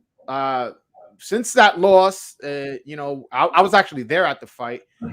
Since that loss, we haven't pretty much heard even a rumor as to when is he coming back? Who is he going to fight? Is he going to move up? Is he going to rematch? I haven't heard absolutely anything about Teofimo. Yeah, so I mean, of all guys that, you know, we talk about Ryan Garcia, you know, recovering from all his mental health issues. I'm not saying Teofimo was there, but if anyone deserves a rest, it's him. It sucked that, you know, his fight with George Kambosos went that ridiculous route, waiting out all that Triller nonsense. Yeah. A fight of the year contender. Matter of fact, I'm going to disclose. I thought it was the best fight of 2021. Me too. That it was, you know, Tyson Fury and Deontay Wilder. How could you say that anything else was better? I thought that was better. We're on the same boat. A lot of people, even Lefty from Chicken Talk, he was on my case because of that. I'm like, listen, the storyline. This guy came from Australia. All the delays, you know, he was predict that he was going to get knocked out in the first round, and then he drops the guy in his hometown in the first round, and then it was a great fight, great back and forth. You know, then he gets dropped in the 10th. He cuts Teofimo. It was a fantastic fight. I was there live, man. The stadium was rocking. Well, whatever it was, the arena was rocking, man. It was a fantastic fight. I remember. So my wife and I were actually in Atlanta. That was like a rare weekend where I had off. We were in Atlanta watching the Knicks actually beat the Atlanta Hawks that night. But we got back, you know, in time or whatever. You know, I wound up watching that fight and then Stephen Fulton and Brandon Figueroa, which is in my top 3 for the best fights of 2020. Fantastic fight. But yeah, it was incredible to see those two back to back. But yeah, that fight, for all the nonsense that it had going into it, it lived up to, you know, everyone who invested in it. Like, they got their money's worth and then some. And that's the weird part. It's like you kind of want to see what Teofimo's next move, especially if he moves up to 140, because that's the belief that he's done with 135. So maybe his energy was sapped just enough to where we're going to see, you know, a bigger, stronger Teofimo at 140. I personally don't care how humble or, you know, not humble a fighter is. So I don't know if that loss is going to humble. I don't expect it. Well, I certainly don't expect it to humble Teofimo Sr. But yeah, listen, listen. I'm from Brooklyn, and so I know that's not. Listen, we talk shit, man. This is how we are, man. Exactly. We talk shit. That ain't humbling shit. Yep. Trust me. Like, and Teofimo, he didn't grow up in Brooklyn. He lived here until he was like 6 or 7. I don't know. So, but definitely, you're right. His father ain't gonna be humble. His father really from Brooklyn. So yeah, exactly. So I mean, I think he could do a lot of damage at 140, though. I'm not, you know, Teofimo is far from done. And, you know, again, he's young. He's 24 years old. Yeah. You know, he's a long road ahead. You know, it's weird. I think a lot of people kind of want to see Teofimo's next move more so than maybe even George Kambosos. I mean, hopefully George Kambosos does fight Devin Haney. We, you know, put to rest all the nonsense with all those belts, or Ryan Garcia or Tank. But, you know, absent that, it's like, you know, okay, yeah, he's the champ, but, you know, Teofimo was still the bigger name going in. Now, God bless George Kambosos. He's handled that terrifically. He did all the right, you know, media tours. I don't think there's a single reporter he didn't speak to since he won the championship. So he's done a good job promoting himself. Yeah. What do you think of George Kambosos going into the fight, and what do you think of him, you know, after? Do you think is he a player in the lightweight division, or was that just, you know, a really good performance against a weight drained fighter who had a long layoff? Like I you know, how do you feel about George Kambosos? Going into that fight, I firmly believed he was a legit top 10 contender. I just didn't see him any higher than like 8, 9, 10. And just the way he beat Lee Selby, and then even, you know, He had that terrific fight with Mickey Bay, which, if you're a rising contender, you probably shouldn't be having a terrific fight with Mickey Bay. You should handle a little more. So it was just so weird to see him go from like kind of, struggle or, the way he did on the prospect to contender level. And then you turn in the performance of your life against the guy, the best lightweight in the world. So I believe he's for real. I mean, I'm not going to say he's going to beat Devin Haney in the same fashion. He's going to beat, a Ryan Garcia, Gervonta Davis, or even a Jojo Diaz. I mean, but you have to like his chances in any of those fights. No, I don't think his title reign is going to be one and done. Okay. Well, from what I've read and everything I've seen interviews, it looks like he's going to fight Lomachenko next because Lomachenko's a WBO mandatory. Right. Do you think that, like your gut feeling, you think that's his next fight? I think it's a fight that Lomachenko is willing to take. I mean, it's all upside for Lomachenko. I mean, I'm saying, do you think Kambosos' his next fight, or do you think see it if he doesn't fight strictly in Australia against whatever the promotion can afford? If the budget is there, and if they tell Lomachenko, here's X million dollars, you got to come to Australia, and Lomachenko says, here's my passport, then yeah, we're going to get a fight. So otherwise, I was kind of anticipating maybe we get an optional defense for his first fight until the WBO, goes in and says you have to fight Vasily Lomachenko next. But I think it's a very doable fight on all sides. Kambosos has an excellent manager in Peter Khan. I know he went through a lot of the stuff with, he was involved with Trillo before he stepped away. But the guy does know how to get a deal done. Okay. So, and he has a great working relationship with Top Rank. I mean, the Kambosos Lopez, stuff kind of sullied it a little bit, but he still deals with Xander Zayas. So, he's the type, he does his best to deal with everyone. So I could see that deal getting done. My instinct was that he does get an optional defense first, but if the money's there, then why not race to that one? All right. Yeah. All right. So you think his next fights are either Devin Haney, Lomachenko, Ryan, Tank? You think his next fight is a big fight? You're talking about Kambosos? Yes, sir. I'm going to limit it to Lomachenko or an optional defense in Australia. I don't think he fights anyone else other than those two scenarios. Okay. All right. Yeah, I don't believe Devin Haney will be next. I mean, I know Devin Haney says he wants to fight, but if the money says you got to go to Australia, I don't believe he's gonna. I'll believe it when I see it. I like Devin Haney. I've heard him say that he's willing to go as long as the money's right. I interviewed him, right after his fight with when he beat Jojo Diaz, and he told all of us he's willing to go anywhere, anytime. He wants to become an undisputed champ. That is his goal. I believe they're gonna, the zone is gonna try to get Kambosos to come over here to make that fight happen. If that's the case, George is gonna want to fight at home first. Okay, all right. Yeah. And he deserves it. What was that? I say he deserves it too. Oh, he definitely came from year layoff to the other guy's hometown and beat the lineal champion in his hometown. Yep. Like, of course, he deserves it. I totally agree with you. Have there been any updates for the Usyk Joshua rematch? The fight happened quite a while ago, and I feel like there hasn't been any movement on that. Yeah, they're still waiting. It looks like spring, but Eddie, obviously, same thing like that happened with Ruiz and Joshua. They're looking for the best deal, whether that's going to be the Middle East. The UK, I know they're going through just shut down boxing basically for January. They're coming back in February. So if that fight has a shot at happening in anywhere in the UK, it's going to happen. Wait until they're at 100% capacity again. Otherwise, it probably wind up in the Middle East. So I know, but I haven't heard any firm update. And anything I would say at this point would just be speculation. Okay. All right. So pretty much big money fights like this just take a while to make. Is that exactly? Yeah. Right. Which is unfortunate because it does put the entire division on hold. Because especially if the winner has any shot at fighting Tyson Fury, assuming Fury can clear up, and especially Dillian White can clear up all that mess with the WBC. It's like you want to see them at least get one undisputed championship before all the titles, get splintered again. But I'm afraid we're not going to get there. Yeah. What's up with the whole Tyson Fury? Why is he not fighting Dillian White? It's a legit fight. Dillian White's a top 10 fighter for sure. Right. He's a personality. They're both from the UK. Why is that fight being such a problem to make? And he's the mandatory. I don't understand Tyson Fury's thinking as to why he hasn't fought him. I got to be careful with this, especially involving Dillian White. So it's not Tyson Fury's fault, though. They did negotiate the fight. Dillian White gave them a number. He said, I want this amount. Tyson Fury's team, I guess, laughed and said, well, we're going to, force the fight to go to a purse bid. If the fight goes to a purse bid, Tyson Fury is now, he gets 80% of, if you put up $10 million, he's going to get $8. Dillian White will get 2. You have to assume a fight like that is going to generate a lot more money. But Of course. yeah, whatever the pot is, Dillian White is only going to get 20%. So the holdup really is on Dillian White's side. Like, is he willing to go through with the fight under those terms, or he's going to settle his, legal business with the WBC before he can, truly enforce a fight, So it's just a weird situation all around. So my sense with that is, unless Dillian White is willing to take what his side will ultimately believe to be short money, Tyson Fury could be looking at an optional, a non-title defense, actually, because he can't defend the WBC title against anyone other than Dillian White. I guess. Yeah. I do like the idea of him legitimizing the lineal title. I do like that, the idea of that.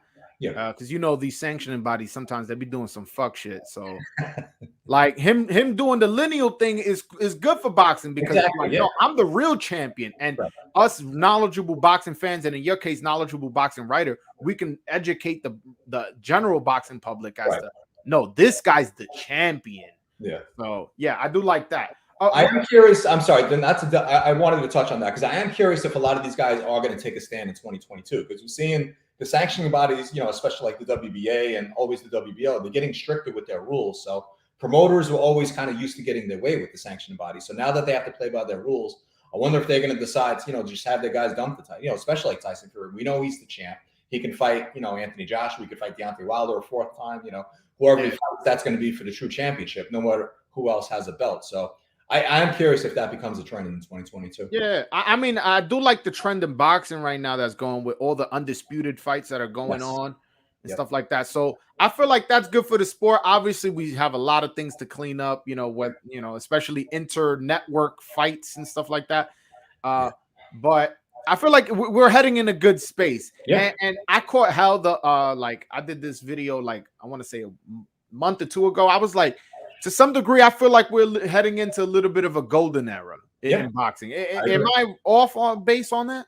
No, not at all. I agree 100%. It's a shame that more people aren't paying attention, but I like the fact that, boxing is like, okay, we're going to keep forcing it.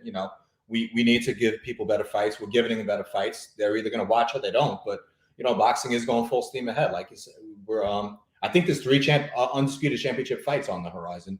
So plus, several more undisputed champions to defend their title. So we're going to see a bunch of undisputed championship fights in the first half of 2022. Yeah, I know for a fact the Castano Charlo fight is going to happen in Houston, right? We're hoping for, I believe they haven't announced it, but the working date has been, February 26th. Yeah, February 26th at the Toyota Center in Houston. So, but I don't know if that's finalized. I do know that at last check, there was this weird rumor that Castano side that they haven't seen a contract, that there's no agreement. But that, it was a quote that was taken way out of context. Yeah. And the actual quote was that, they were working on finalizing terms. So, all these, I feel like there's all these fights that they're set, they're just waiting on a date. That one, has a location, obviously. So, it's just wait, fit all those, fit all the pieces in the puzzle. But yeah, that's one on the horizon. Katie Taylor and Amanda Serrano, they're supposed to fight in spring. You're getting another home game. So because they probably will fight in Madison Square Garden. So I'll be there for sure. I actually, have known Amanda Serrano since we were both we're the same age. Since we were 14, 15, I've known her. Yeah. So personally, my father does business with her brother-in-law / trainer Jordan. Yeah, so we've known each other for a long time. So seeing her growth, I've seen her in the Golden Gloves. I've seen her fights in the Dominican Republic. I've seen her fights, in these local New York club shows, and now she's going to be fighting for undisputed for over $1 million. It's it's been a real pleasure watching her journey. Yeah, it's incredible. And the thing that amazes me about Amanda is so for you, it was always she took these vacant title fights. So, and I was even critical of that in the past, but then she went and said, okay, we'll go line up the champions. She went and beat the champions. They bring on drug testing. She was one of the first ones to stand in line and say, I'm going to do a lot of drug testing, all the random drug testing in the world. I'm going to prove I'm a clean fighter. So she survived that, and she's still winning.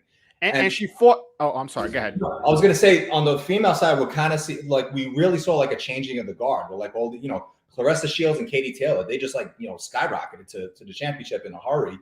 But Amanda Serrano is the one that's standing the test of time for all this. I mean, she's 33, and she's no worse than the 3rd best pound for pound fighter in the world. Yeah. And if she beats Katie, I Number think one, it'll be a hard argument to not make her number one pound. yeah, she and Clarissa Shields can have that discussion however they want. Yeah. I mean, Clarissa Shields, man, she's a beast. I'm a is. huge fan of Clarissa. Yeah, to me, she is the pound for pound. I hated that.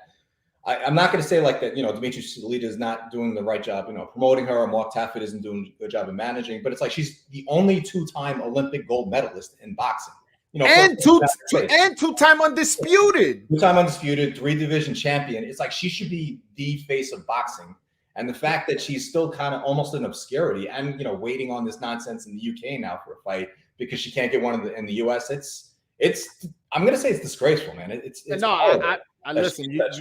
I'm not going to disagree with you one bit, but I do think some of that plays into the weight she fights at. There's not a lot of big girls that are like, going to give her a lot of competition. And also, if we're being honest, she's not getting knockouts, and knockouts is what sell. Again, I'm not criticizing at all. I literally just mentioned how she's a great fighter. I don't want to come across as I'm criticizing her. She's a great fighter, but when you're not getting knockouts, it's hard to gain like crazy amount of interest from the general boxing public. Yeah, and I was gonna say, even like with going back to Amanda Serrano, her last 2 fights have gone the distance, but the one she had just against Miriam Gutierrez, I was in attendance for that. She threw 667 punches in 2 minutes, 20 minutes. So like, if you're not going to get the knockout, at least fight that way. And does Katie Taylor does? We got Alicia Baumgartner on. She's getting knockouts. You know who I'm a fan of?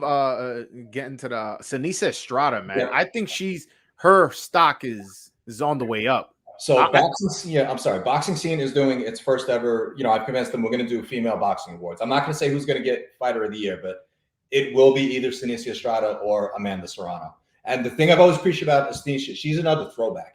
She's not someone who just fought a bunch of stiffs and then let me go fight for a championship. She went from newcomer to prospect to contender to champion. She went the way the traditional boxing route. So that's and she could talk shit. I love the way she trash talk, man. I love it. I love the fact that she already beat the crap out of Marlene Esparza. Marlene is now a champ, so now she brings something back to the table. And that fight is still a rivalry. Like, they're going to fight again and get paid probably at least twice as much as what they got in 2019, if not more. It's amazing how, but she's her ability to fight in the ring and to talk trash outside the ring. Yeah, she's stone cold. Who do you give credit to for this random rise of women boxing? I think, honestly, I have to give a lot of credit to Eddie Hearn. That's who I hold most responsible for this. But you, from an insider's perspective, when has this rise of interest in women boxing? Who's has a lot of responsibility in that? Lou DiBella has always banged the drum for it, so you got to give credit to him. But I mean, even before, like in Mexico, it's like it wasn't like, oh my God, there's women boxing. Like, they were regularly headlining shows, on TV Azteca, on other outlets in Mexico. In Europe, it's always been big. So US was kind of the last to catch up to it. So, but Lou has always been the one that's banging the drum. He brought it to Showtime. HBO was like very late to the game. So Tom Loeffler was another one, especially when he got involved in Cecilia Brækhus' career. So, but yeah, Lou and Eddie, they definitely deserve the lion's share of the credit. So, and credit, Showtime now that Jake Paul said he wanted, like female. That's fight. true, Jake. Yeah. And, that he, in Showtime, they had that conversation, and Amanda's name was the first one to come up. So, yeah, so those are the ones. But I always go back to Lou and Eddie. They deserve the most credit for this movement. Okay. And you're right. And you're. What was that? I said the fighters themselves. I mean, they're of course. Yeah. But and then to one fighter in particular, Katie Taylor has made it possible for these women to make the money that they're making now. Yeah, no, for sure. What happened to Tevin Farmer? I'm a huge Tevin Farmer fan, and it almost just seemed like he took that loss, and it was just like he disappeared. Yeah, you're gonna have to pay him to get back in the ring. He's not gonna fight for $10,000. So we got those good DAZN checks for a minute. So he's gonna expect that money to get back. But in the meantime, he's buying up all sorts of property in Philly. He's in a good place. He wants to fight, but good for him that he doesn't necessarily have to fight. Yeah, so I want to say I think he could still make some noise at 130 or maybe 135. He's gonna be a boxer wherever he goes, but. He's still got a little bit of life left in his career. So, but it's been 2 years since we've seen him. Yeah. I just want to see him back. He's good for boxing. Yeah, I agree. Yeah. Well, what are your opinions on Oscar Valdez testing positive for PEDs and then still being able to fight?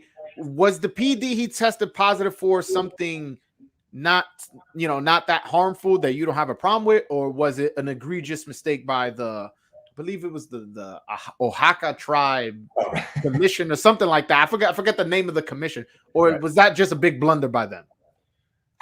I thought it was mishandled all around, including Oscar's own, explanation for how it got. They blamed it on herbal tea that we put it in, whatever. Like, he had herbal tea, and he put a supplement in there, and then that's how it tested positive or whatever. But I don't know what to believe. I'm not on the bandwagon that Oscar Valdez has always been a dirty fighter. Like, I hate that when people bring up his fight with Miguel Berchelt, like it shouldn't be included in the knockout of the year conversation. Because he did months later.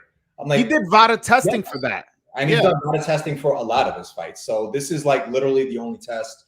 It was, I'm not going to say it was trace amounts, but it was very, very low concentration.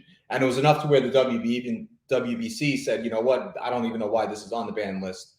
So, they've even reevaluated that situation. So I think we're going to see a clean version of Oscar Valdez. I mean, that fight with Conceição was just, that killed the promotion, and then he did not look good at all in that fight. At all. A lot of the guys on the card didn't. I mean, you're fighting in 100-degree weather outdoors. So it's, a lot of people thought Conceição won that fight.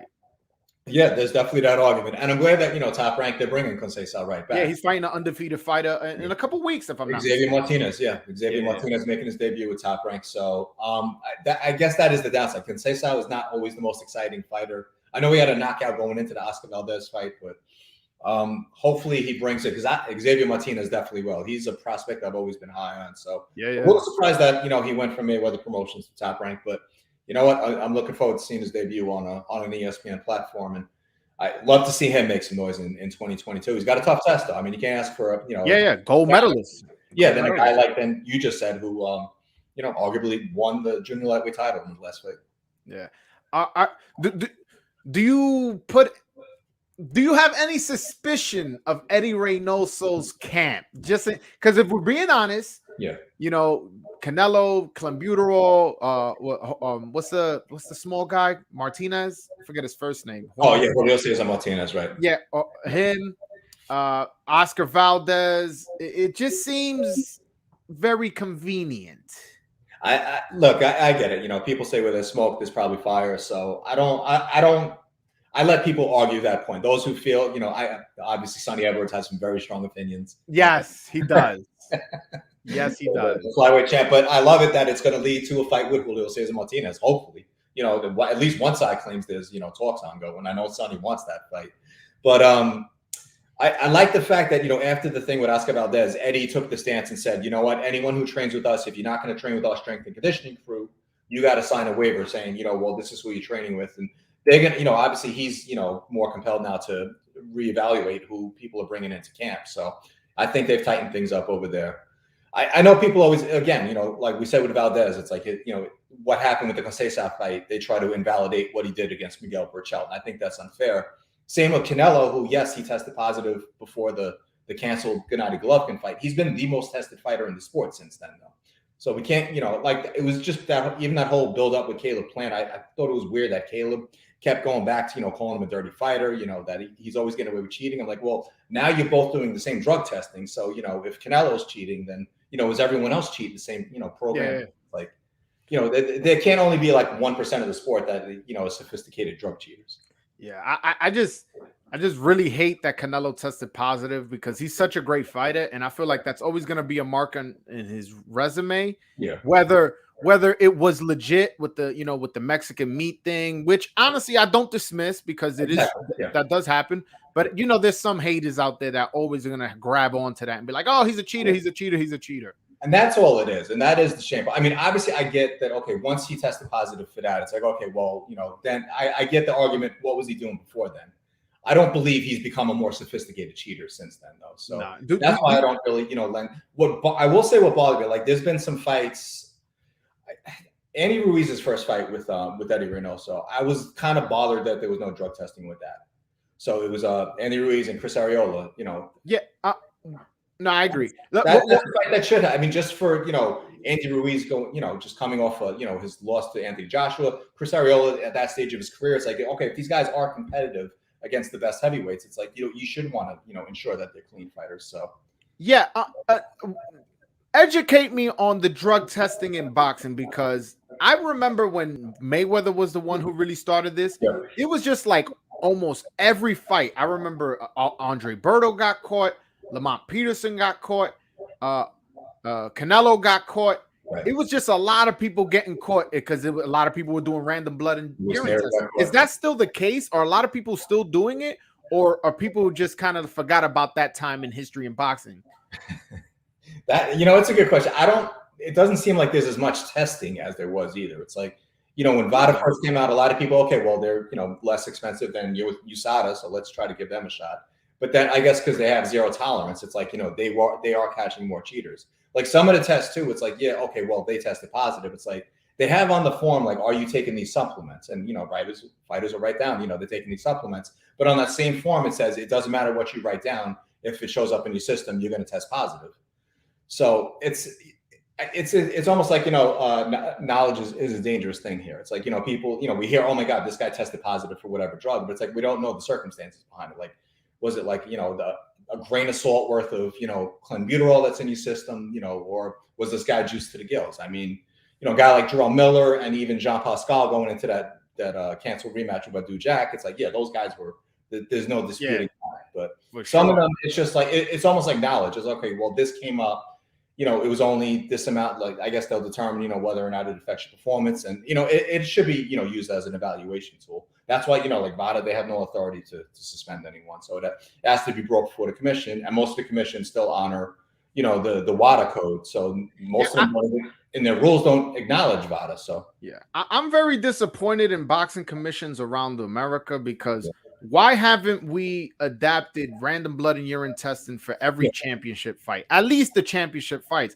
And I understand it costs money, but the fact that the money is thrown onto the fighters as opposed to the commission, I find that troublesome. Yeah, and that's why I don't blame fighters when they say they don't want to do random drug testing. It's, I mean, obviously, promoters should pick up the tab for the fighter. But for sure. If you're a fighter, say, okay, well, here's $500,000 for your fight, but you got to spend, $30,000 on drug testing. I don't blame them for saying, fuck you, I'm not going to do it. So it's, we're behind minor league baseball in regards to drug testing standards. And it's unacceptable, right? Is it that bad? It is. I mean, because it's just not regulated enough. The commissions have it. The thing I find bizarre, though, it's like, actually, when Alexander Usyk was supposed to fight Tyrone Spong in, I believe it was in Chicago. Okay. Like in October 2019, he passed all the Illinois drug tests, but then he came up positive for a VADA test, and they said, you know what, you can't fight in our state. It's like, well, how could he pass your standards but not someone else? Right? I mean, sitting there judging him. He did everything you asked him to do, but he didn't come through for you. It seems like such an easy fix. I don't understand it. Also, for in America, each state has a different commission. It will also incentivize more fights to happen in your state. For certain fighters who want to be clean. Like Las Vegas, New York, and Texas are three states that I feel that those were most of the big fights happen. I guess you could throw California in there as well. Yeah, absolutely. And I'm sorry, I don't mean to interrupt you. I will say in Nevada and in California, especially, their drug testing standards are far superior to everyone else in the country. Okay. So it's like if any two commissions are going to catch, drug cheats outside of like random drug test, VADA or whatever, it's going to be those two. So I give those two credit. They do their due diligence. Okay. All right. What the fuck is going on in the middleweight division? Why the fuck none of these dudes are fighting each other? Yeah. Listen, I got this toy right here. Is a duck. This is Jamal Charlo. Anytime I talk about Jamal Charlo, this comes up. David Benavidez called him a pussy. What's his name? Andrade said he's willing to go to Showtime. He's willing to have him fight on the zone for big money. Right. What's going on in the middleweight division? This is the worst division, like probably one of the most talent-rich division, but one of the worst divisions in terms of making fights. What's going on? I'm going to sidestep Charlo for the moment. I will get back there. But with Andrade, and this video just came up too, when he had his the pre-fighter meeting with the zone, where he was kind of blasting Mannix and the other announcers saying, why do you keep saying, let me fight Charlo? We got all these middleweights fighting on the zone. And that was what he told us after his fight with Jason Quigley. We did the post-fight interview, and that was his thing. He said he's not mentioning Charlo's name anymore. He's like, it's time to take care of business on our side. We got, Gennady Golovkin. You know, we got all these other middleweights. How come I'm not these guys? Yeah, right. Munguia, especially. Munguia was his mandatory.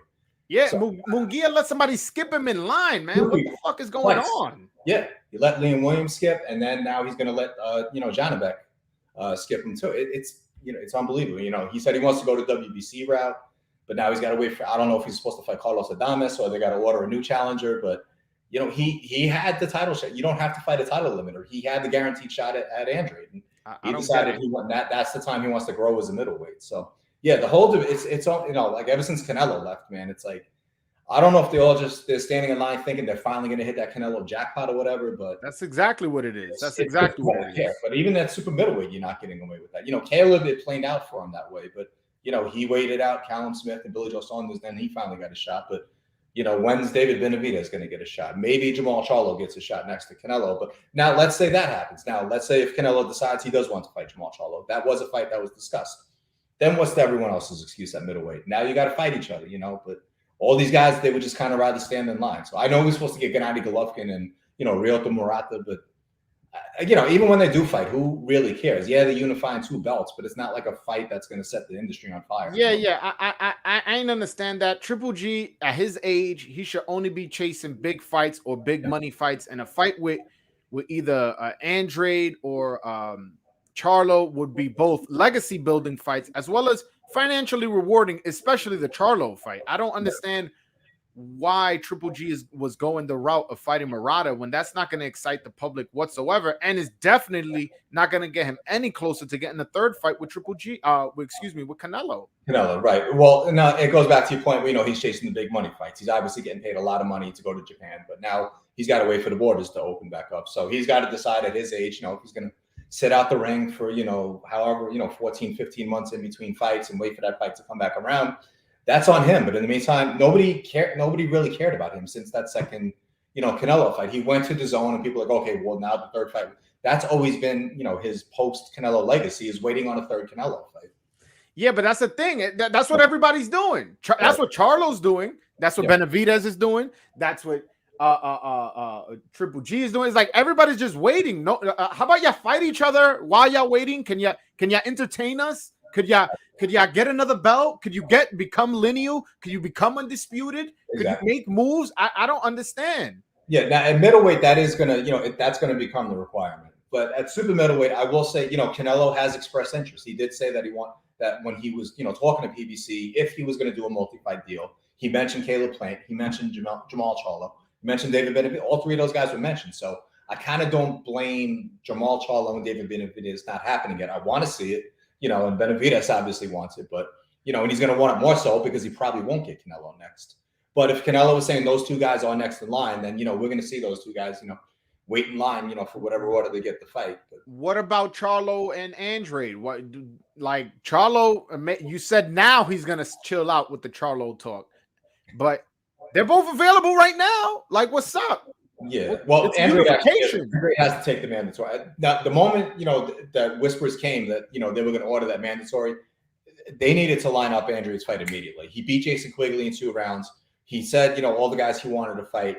Those phone calls should have been happening Saturday morning, or emails or, text, whatever. Everything should have been set in motion right there. By Monday, they should have known who Andrade was fighting already because they knew what was coming.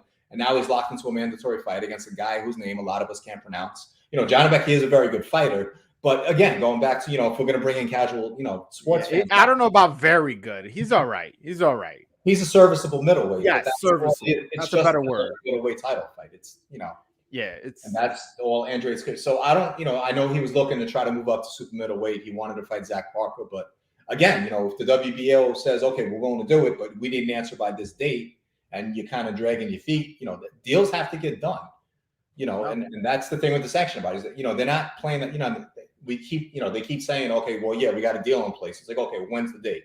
Oh, we don't have a date yet. Well, then you don't have a fucking deal in place. No, you're right. But I guess what you're saying is Eddie should have sent the contract to Al or Louis DeCubas or whoever handles Charlo's career. Well, obviously they're giving up on that. But if the fight with Zach Parker was for real, that was, a fight that they needed to sort that out, well before, the WBO said this fight's going to first bid. So I don't blame the WBO for, they're not going to wait around. Now, granted, something could still happen in the next week. But then it's going to be up to the WBO to say, well, no, we're not going to, approve this interim title fight. If he has a chance to fight Zach Parker, and Zach Parker is not going to be mandated to fight Canelo next because he is Canelo's mandatory at super middleweight, then the WBO they would have reasons to allow that fight to happen. So I'd kind of rather see that than Andrade and Janibek. That's not a fight I really cared about. That's a fight nobody wants to see or anything. Top Rank and Igor Klimas want to see that fight. Exactly. Now let's go over to Olympics. I'm a big Olympics. I love the Olympics. I'm in the minority. Most people, they don't really watch Olympic boxing, and I think that's because NBC has done a horrible job promoting it. And this previously, they didn't even televise it. I had to watch it on the app on my phone, which was horrible. They put it on at 2 a.m. Right. Luckily, I'm a night owl, so I was up at that time anyways. Hey, I had to work all of it. So. What was that? I had to work all of it. So no, I know.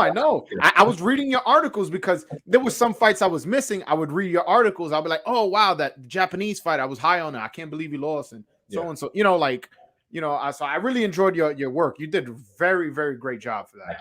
Yeah, so, like I said, if I'm in the place, I'm going to share with my public. So. Yeah. Where were you seated for those fights? I was at NBC Studio. Oh, so you weren't watching it live? Well, I was watching it live, but I was working for NBC at the time, so I was I do all the the research and the update all the statistics for all the boxing. No, I'm saying were you ringside or were you in the studio watching? No, I was in the studio in Stamford, Connecticut. Okay. Yep. Oh, so you were in Connecticut. Oh, yeah. Wow. Right. All right. Yep. I thought you were in Japan. I was not in Japan. No, they didn't allow any of us reporters to go over there. So no, we did everything remotely. So no wonder I was like, why? Because I would read your articles, and they were good articles. I would get informed as to how the fight went, as well as who won. But I was like, why is he getting no quotes, man? Yeah, that was why. I was like, that is literally one of my notes. I'm like, why didn't he get no quotes? Don't get me wrong, the articles are fine, but I was just more like, I kind of want to know how he felt after that. Yeah, of course. Now, granted, I am making a push to be there in Paris for 2024. All right. Oh, well, good luck with that. So do you know, since I guess you work with NBC, do you know why it wasn't on regular TV at an appropriate time? So I do know every day when we even pitched the fights that we were going to, we would call every, 6 or 7 fights, and then they would decide what they were going to put in that slot.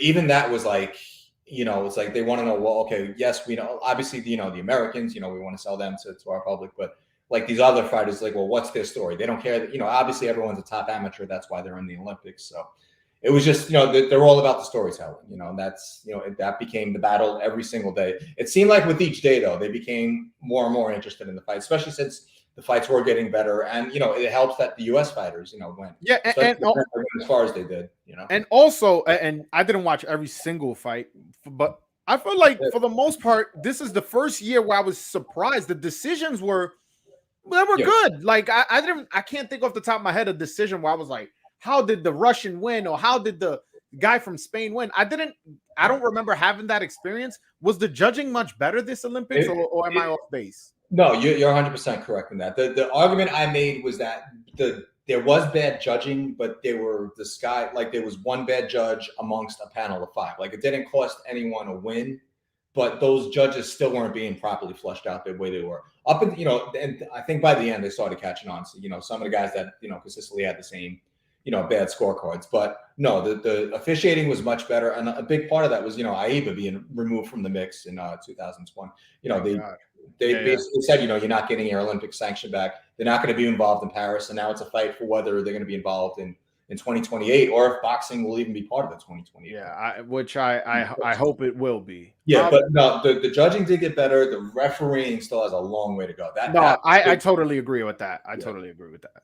Yeah. But so I don't know if you saw, which I'm pretty sure you didn't. I'll send it to you afterwards if you have it. I interviewed Olympic gold medalist Herbert Conceição Sosa. Yeah. Did you see the interview by any chance, or no? No, I did not. I'll send it to you. Yeah, please do, because that he became easily one of my favorite fighters of the this dude. That was one of the most clutch performances in Olympic boxing history, in my opinion. Yeah, and that I remember watching that on my phone, and I was just jumping up. I was jumping around. I was at work. I was jumping around. I was like, "Oh my god, that was a fantastic win!" Yeah. what was your reaction when you saw that knockout win? So I'm going to put it like this. We were calling the fight and they were already preparing for the way the fight. I already had my story written, Abraham Sosa, he just got his ass kicked in the gold medal match. And then just to pull it out the way, like I had to rewrite my story. The call just had to take, the announcing team, Kenny Rice and Sean Porter, they had to do like a complete 180 because like that literally came out of nowhere. It just reminded me of the way David Reed won his gold medal back in 1996. I had that exact same reaction. It's like if ever there was like an oh shit moment, and like I literally screamed that out. Like for people doing basketball and all the other sports, that's all I've ever said. Stand up, say, oh shit, that was unbelievable. It was, and even his way to the way he won it, it was like a movie. So in the semifinals, he faces the number 2 ranked Russian and Gleb Bakshi, who's a great fighter, who won gold in the World Championship games, who beat Herbert Conceição before. So he beats him 4-1, beats him pretty easy. Yeah. Then fights the number 1 guy in the final in the world, who was on a 63 fight win streak or something like that. Yeah. Who he also lost to before. Right. Then loses the first 2 rounds and knocks the guy out in the 3rd round to win the gold medal. I told him, like, this is a movie. Like, if I told him if I was your manager, I would make this a movie, a documentary. I would make this your story. Like you were saying earlier, what fighter has a story? Now that he's going on to professional, that needs to be his story. The most clutch boxer. That's the way I would promote him. Yeah. Now, granted, I'm not the type that picks out amateurs and tries to tell, managers and promoters you need to sign this guy. But just because Top Rank already had, Robson Conceição, who, I know Abraham Conceição said is one of his boxing idols. I told Top Rank, you have to fucking sign this guy like right now before, the price is going to go up, man. You got to jump in. Yeah. But yeah, that fight, I mean, when he fought Kishnyak, I hate, when people say, oh, he won every second of the, but that was a fight where that was literally true.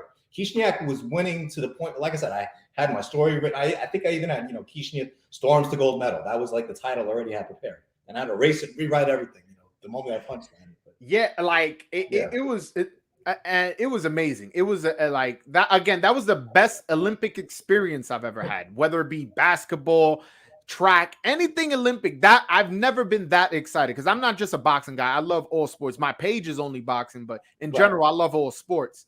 And that was fantastic. And I was so happy he gave me an interview.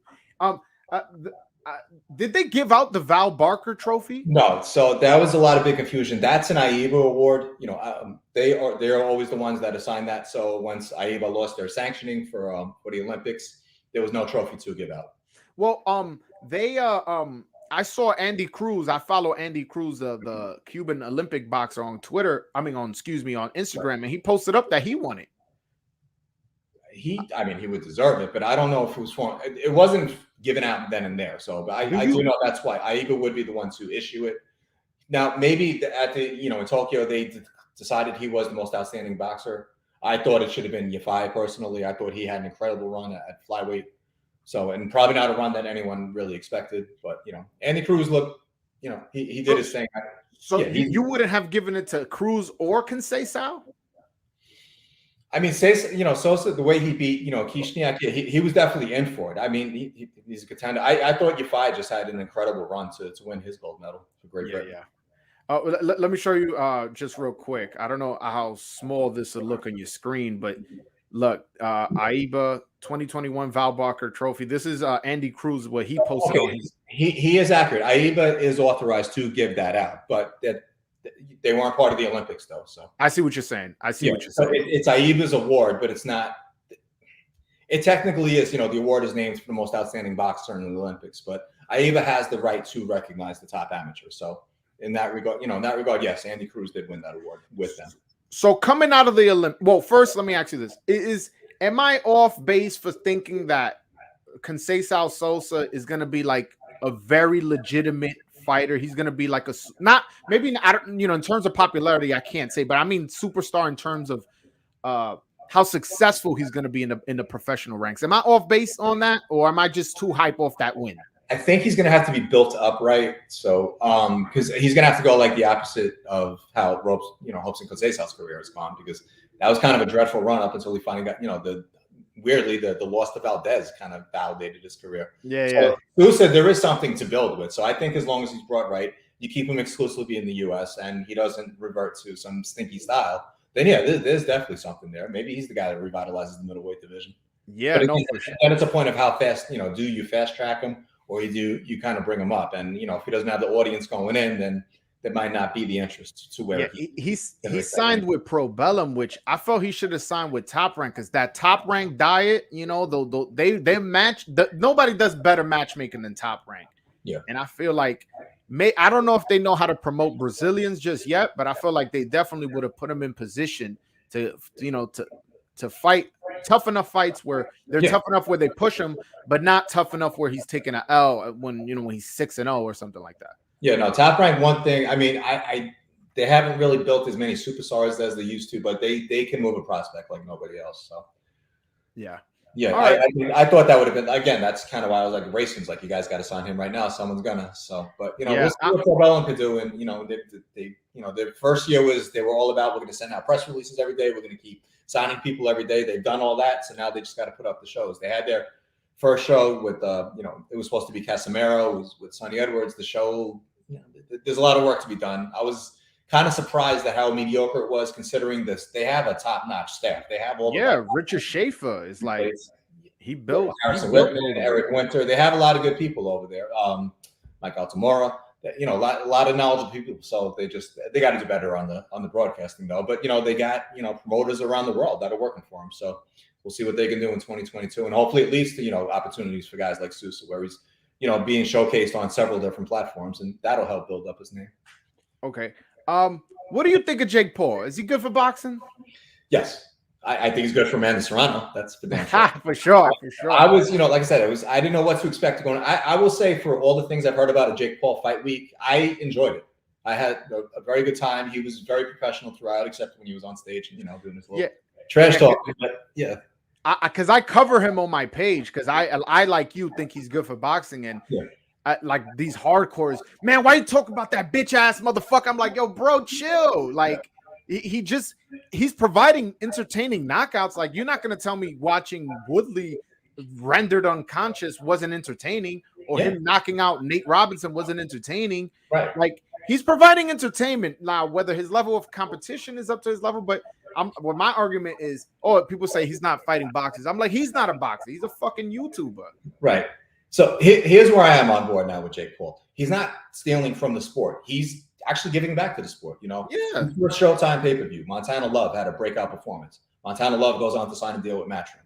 Liam Paro had a breakout performance on the. It wasn't the greatest fight, you know, against Yomar Alamo, but he won. It was the biggest win of his career. He now signs a deal with Matchroom.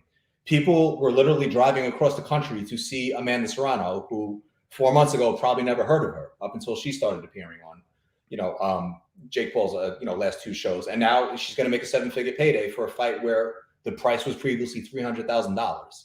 So he's doing the right thing. You know, he is giving back to the sport in that regard. So that part I do appreciate. So great. Half the stuff he says is probably very cringe, and there's just something I'm like, I can't believe I got to write a story about this bullshit. But yeah, there are a lot of elements where I do believe he is very good for the sport. All right. I just have a few more questions, and then I'll let you go. You've been very gracious with your time, and I really appreciate that. So you're the Boxing Writers Associations of America's vice president, correct? Vice president, and I'm also the chairman of the membership committee. So what are your responsibilities exactly, if you don't mind me asking? No, you're fine. So with the vice president, I just, you know, talk to the president, basically. We just, you know, talk about the day-to-day stuff. So the president still handles most of it, Joe Santoliquito. So, you know, we just kind of bounce ideas off each other. As far as the membership committee, when people apply for the BWAA, we determine, you know, whether we're going to vote them in, and then if they're going to be an auxiliary member or a full member. So I oversee a 7-person panel that, you know, that reviews all, you know, every application. All right. And it's all volunteer positions. It's not like I get paid for this. So. Okay. Yeah. And to join this, you have to be a writer, or are YouTubers available? Because, and I'm not speaking for myself. There's some YouTubers, man, that they provide so much content and so much, how do I say, quality. I don't know. They bring so much good to the sport of boxing that I feel that they deserve to be part of an organization such as the Writers Association. No, it's definitely a fair argument. I don't know if you know Sean Zattel from Fight Hype, but I don't know him personally, but I know who you're talking about. But he brought up a good point too. I mean, we were speaking about this, and he said that maybe he's not one of the top writers in the sport, but he puts out a lot of video content where we're writing stories off his videos. So that's his way of contributing. And I thought that was an excellent argument. I've told him to apply. So when he does, I'm gonna push that and say we can't just. I get it. Yeah, the title is Boxing Writers. But we're also the Boxing Writers Association of America. Not every writer is from the U.S. though. Either. Yeah, and also like we're living in the new world. Like when it was Writers Association, there was no internet. Right. Like guys like Sean Zattel. Also, there's another guy on Fight Hype. I forget the guy's name. He's from New York also, but he's really good. Right. And the guy from the Boxing Voice, Nestor Gibbs. Yeah, Nestor.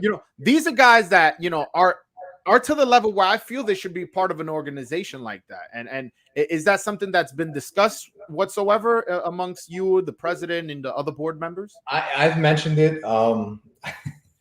I've mentioned it. So it's conversation that is ongoing. It got shot down. Don't worry. It does not get shot down. There's a lot of old guard. There's a lot of traditionalists. We're trying to get people to see the new way of life. So it's not a conversation that's really brought to the table and brought to a vote yet. So I'm going to keep pushing for it though, because I think there's a lot of guys out there that do deserve it. It is journalism. So obviously you pick out the guy. Okay, well, these guys are just some pages are just strictly fanboys. But I mean, like IFL TV. I mean, we do stories on them every single week. He's good too. And Coogan Cassius, all those guys. Yeah, Umar. Yeah, Boxing Social. They put out a lot of good content. People don't agree with barbershop conversations, but Fred gets a lot of good guests on there, and a lot of stories get generated from that too. So it's it's a conversation that needs to take place. Exactly. So are you the only guys that are eligible to vote for the Hall of Fame? Writing wise, yes, there are other people that do have, like Rick Glazer has a vote. I'm not trying to single out Rick, but I'm saying people like guys who aren't writers, but not participants do have they are eligible. So publicists have votes. So yeah.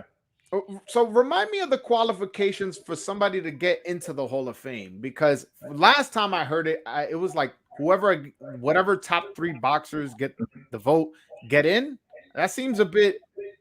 I don't know, like not that hard to get in the Hall of Fame. It makes it so easy. Right. Yeah, they've kind of almost made it easier now. It used to be the top 5, no matter who got the vote. So we've really seen a watered down Boxing Hall of Fame. So then they lowered it to 3, which I thought was a good move. So now it's still the top 3, but then also if you hit a certain threshold, and I apologize for not having this on, it's either 75 or 80% that you have to get that number of votes. So like at the top 3 plus like if there's a 4th and a 5th guy that get an overwhelming amount of votes, they'll get voted in as well. And then they drop the eligibility from 5 years to 3 years retired. Okay. I thought I didn't like, especially, that rule came before the pandemic, but now it's like we have this influx of fighters that are going to be hitting the Hall of Fame in 2022. It's just, I feel like it's going to be such an overwhelming weekend for that little itty bitty space in Canada. I don't know if you've ever been up there, but. No, I never been. And I always hated that it's up there. Like all these Hall of Fames are in the middle of nowhere. I've never been to any Hall of Fame, so I don't get why they don't put it in LA or Dallas or New York, Miami. Well, I can make a trip out of it. You make it in Miami, I go check out the Hall of Fame, then I go to the beach. I'm never gonna go to Canastota, and I live in New York. Right. Yeah. No. It's a hall, man. It's a hall up to New York State Thruway, but it's literally right off the exit. Like you get to the exit and you see it. It's right off to the right. But that's gonna be a small town, especially for like the huge. They got 3 classes going in this year. Because the last 2 got canceled because of the pandemic. That's something that really should have been spread out. But it was just weird to change it from 5 years to 3 years. That almost makes it. I mean, now granted, a guy like Floyd Mayweather, he should be able to go into the Hall of Fame. The moment when he retired, it's like Michael Jordan should have been in the Hall of Fame right away. It's like they shouldn't have to wait as long as everyone else, but not everyone meets that criteria. Yeah, because there's a few guys, and if you want, I don't got no hair on my tongue. I could say the names. There's a few guys who are in the Hall of Fame who I'm like, how the fuck this guy get in? Yeah, and that's the hard part too, because I think a lot of those, like we saw some of those names, and then so well, if this guy's in, now I got to vote for this guy. Because people getting away from that mentality. Yeah. All right. So this will be my last question, because again, you've been very gracious with your time. I really, really appreciate you, and I've enjoyed this conversation very much. Same. Do you think right now is Lomachenko a Hall of Famer? No. I would not vote for him right now. I think he's had an extraordinary run to to where he's got to, but I mean, he's a 3-division titleist, but how many times has he beaten the top guy in his division? There's a lot of, like, now look, I'm going to be probably very alone in this conversation. Like, I wouldn't vote Gennady Golovkin in right now. Ooh, so, I mean, the thing is with Gennady Golovkin, a lot of people like to go off. He doesn't have the wins, but if we remember, Sergio Martinez ducked him. Miguel Cotto vacated against him. Even although Canelo ended up fighting him, Canelo also vacated against him. Right. There was a lot of ducking going on in his prime, and then the guys who would step out, he was blasting them away. And then you add on top of the fact he was a silver medalist. Yep. I think you can't really tell the full story of boxing without Triple G, because I also think Triple G beat Canelo twice. Right. I'm on that case. Okay, wow. Okay. Yeah, I think he won both. So weirdly, I'm one of the few who agreed with the decision in both fights, but I disclaim that with, if you put a gun to my head and I had to pick a winner, Gennady Golovkin should have won the first fight. Yeah. But I actually didn't disagree. I kind of scored it like, okay, this is how the judges are going to score it. And that's how I'm like, okay, it didn't surprise me that Canelo won the second fight. But yeah, like I said, I knew I'd be alone in saying, I wouldn't vote Gennady. I would like to see Gennady get one more win. I agree. It does. His legacy doesn't seem incomplete because his biggest win is Daniel Jacobs, who's a legit fighter, but he's not a world beater, Daniel Jacobs. So I do agree. I would like to see a win over Andrade or Charlo, or who knows, move up to 168 and fight a Caleb Plant or David Benavidez. But I see your point. But getting back to the Lomachenko argument, the guy was a 2-time gold medalist. Yep. That's very significant. I count, like, a lot of people. I don't count amateurs. I don't count amateurs. It is a problem. Yeah. I don't count amateurs with the exception of your Olympic performance. Right. That's how I look at it. And the guy was 2-time gold medalist. Yeah. Then he fights. He wins a world title in his third pro fight against Gary Russell Jr., who's still a champion now. Yeah, I was gonna say that win aged remarkably. Yep. Yeah, and then he's the quickest to be a 3-division world champion. Held 3 out of the 4 belts in the lightweight division. Right. I find it hard to keep him out of the Hall of Fame, to be honest with you. I'm going to say this: he will be in, unless his career completely collapses by his next fight. He will get into the Hall of Fame. Yeah. But, so you think to be fair, I want to make sure I got your argument right. You don't think he's a Hall of Famer now, but you think eventually he'll get the wins to earn to be in the Hall of Fame. If he retired right now, then I would say, well, I wouldn't. No. Right, but you think he's gonna get the wins requisite to get in? All right. Absolutely. Yeah. But I'm also a guy too that, like, I was never on board with Vasily Lomachenko is pound for pound the best in the world. No questions there. Like, I never understood why even Top Rank was making that argument while Terence Crawford was under contract. And granted, I know they kept flipping back and forth. Okay, Lomachenko's pound for pound this week. Terence Crawford's pound for pound just because he's fighting. But Terence Crawford was the better of the 2 fighters. No, I totally agree. And even when they were trying to make the fight with Lomachenko and Mikey Garcia, I thought Mikey Garcia was a better fighter pound for pound, and I thought he would have beat Lomachenko. I agree. Yeah, I hated that fight didn't happen at lightweight. Yeah, that fight and Juanma versus Gamboa not happening. Those two. You ever want to make me cry? Just DM me that those fights didn't get made. Yeah, you'll be successful. Great. Yeah, Juanma's got a different fight ahead of him now. Ugh. Yeah, I know. But Jake, thank you so much for your time, man. I hope to have you on later on down the road. I really, really enjoyed this conversation. I learned a lot.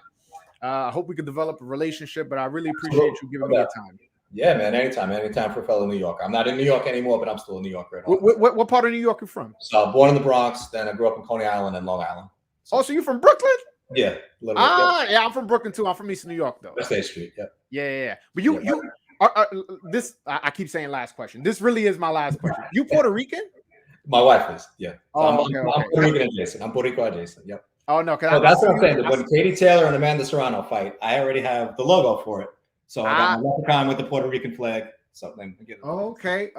Yeah, because I saw you with the mask, the Puerto Rican mask. No, that's I've always grew up around Puerto Rico, so that's you're from New York, so yeah, exactly. Oh, all right. This I swear is the last question. I swear. Hold on. You're gonna get I'm Dominican. I'm not Puerto Rican, but I got mad. I'm from New York. I got a lot of Puerto Rican friends, so I had to ask. All right. What do you think of Michelle Rivera, Elvis Rodriguez, and Alberto Puello? Ooh, those are good questions, man. Rivera, I was high on him as a prospect. I got to see him fight at the better at the contender level to be convinced. But yeah, I'm very good friends with Herman Caicedo as well, his trainer. So I loved his career trajectory. I want to see him beat at least one contender before I go all the way and say he's going to do some damage at 135, if he even is still a lightweight by the time he fights for a title.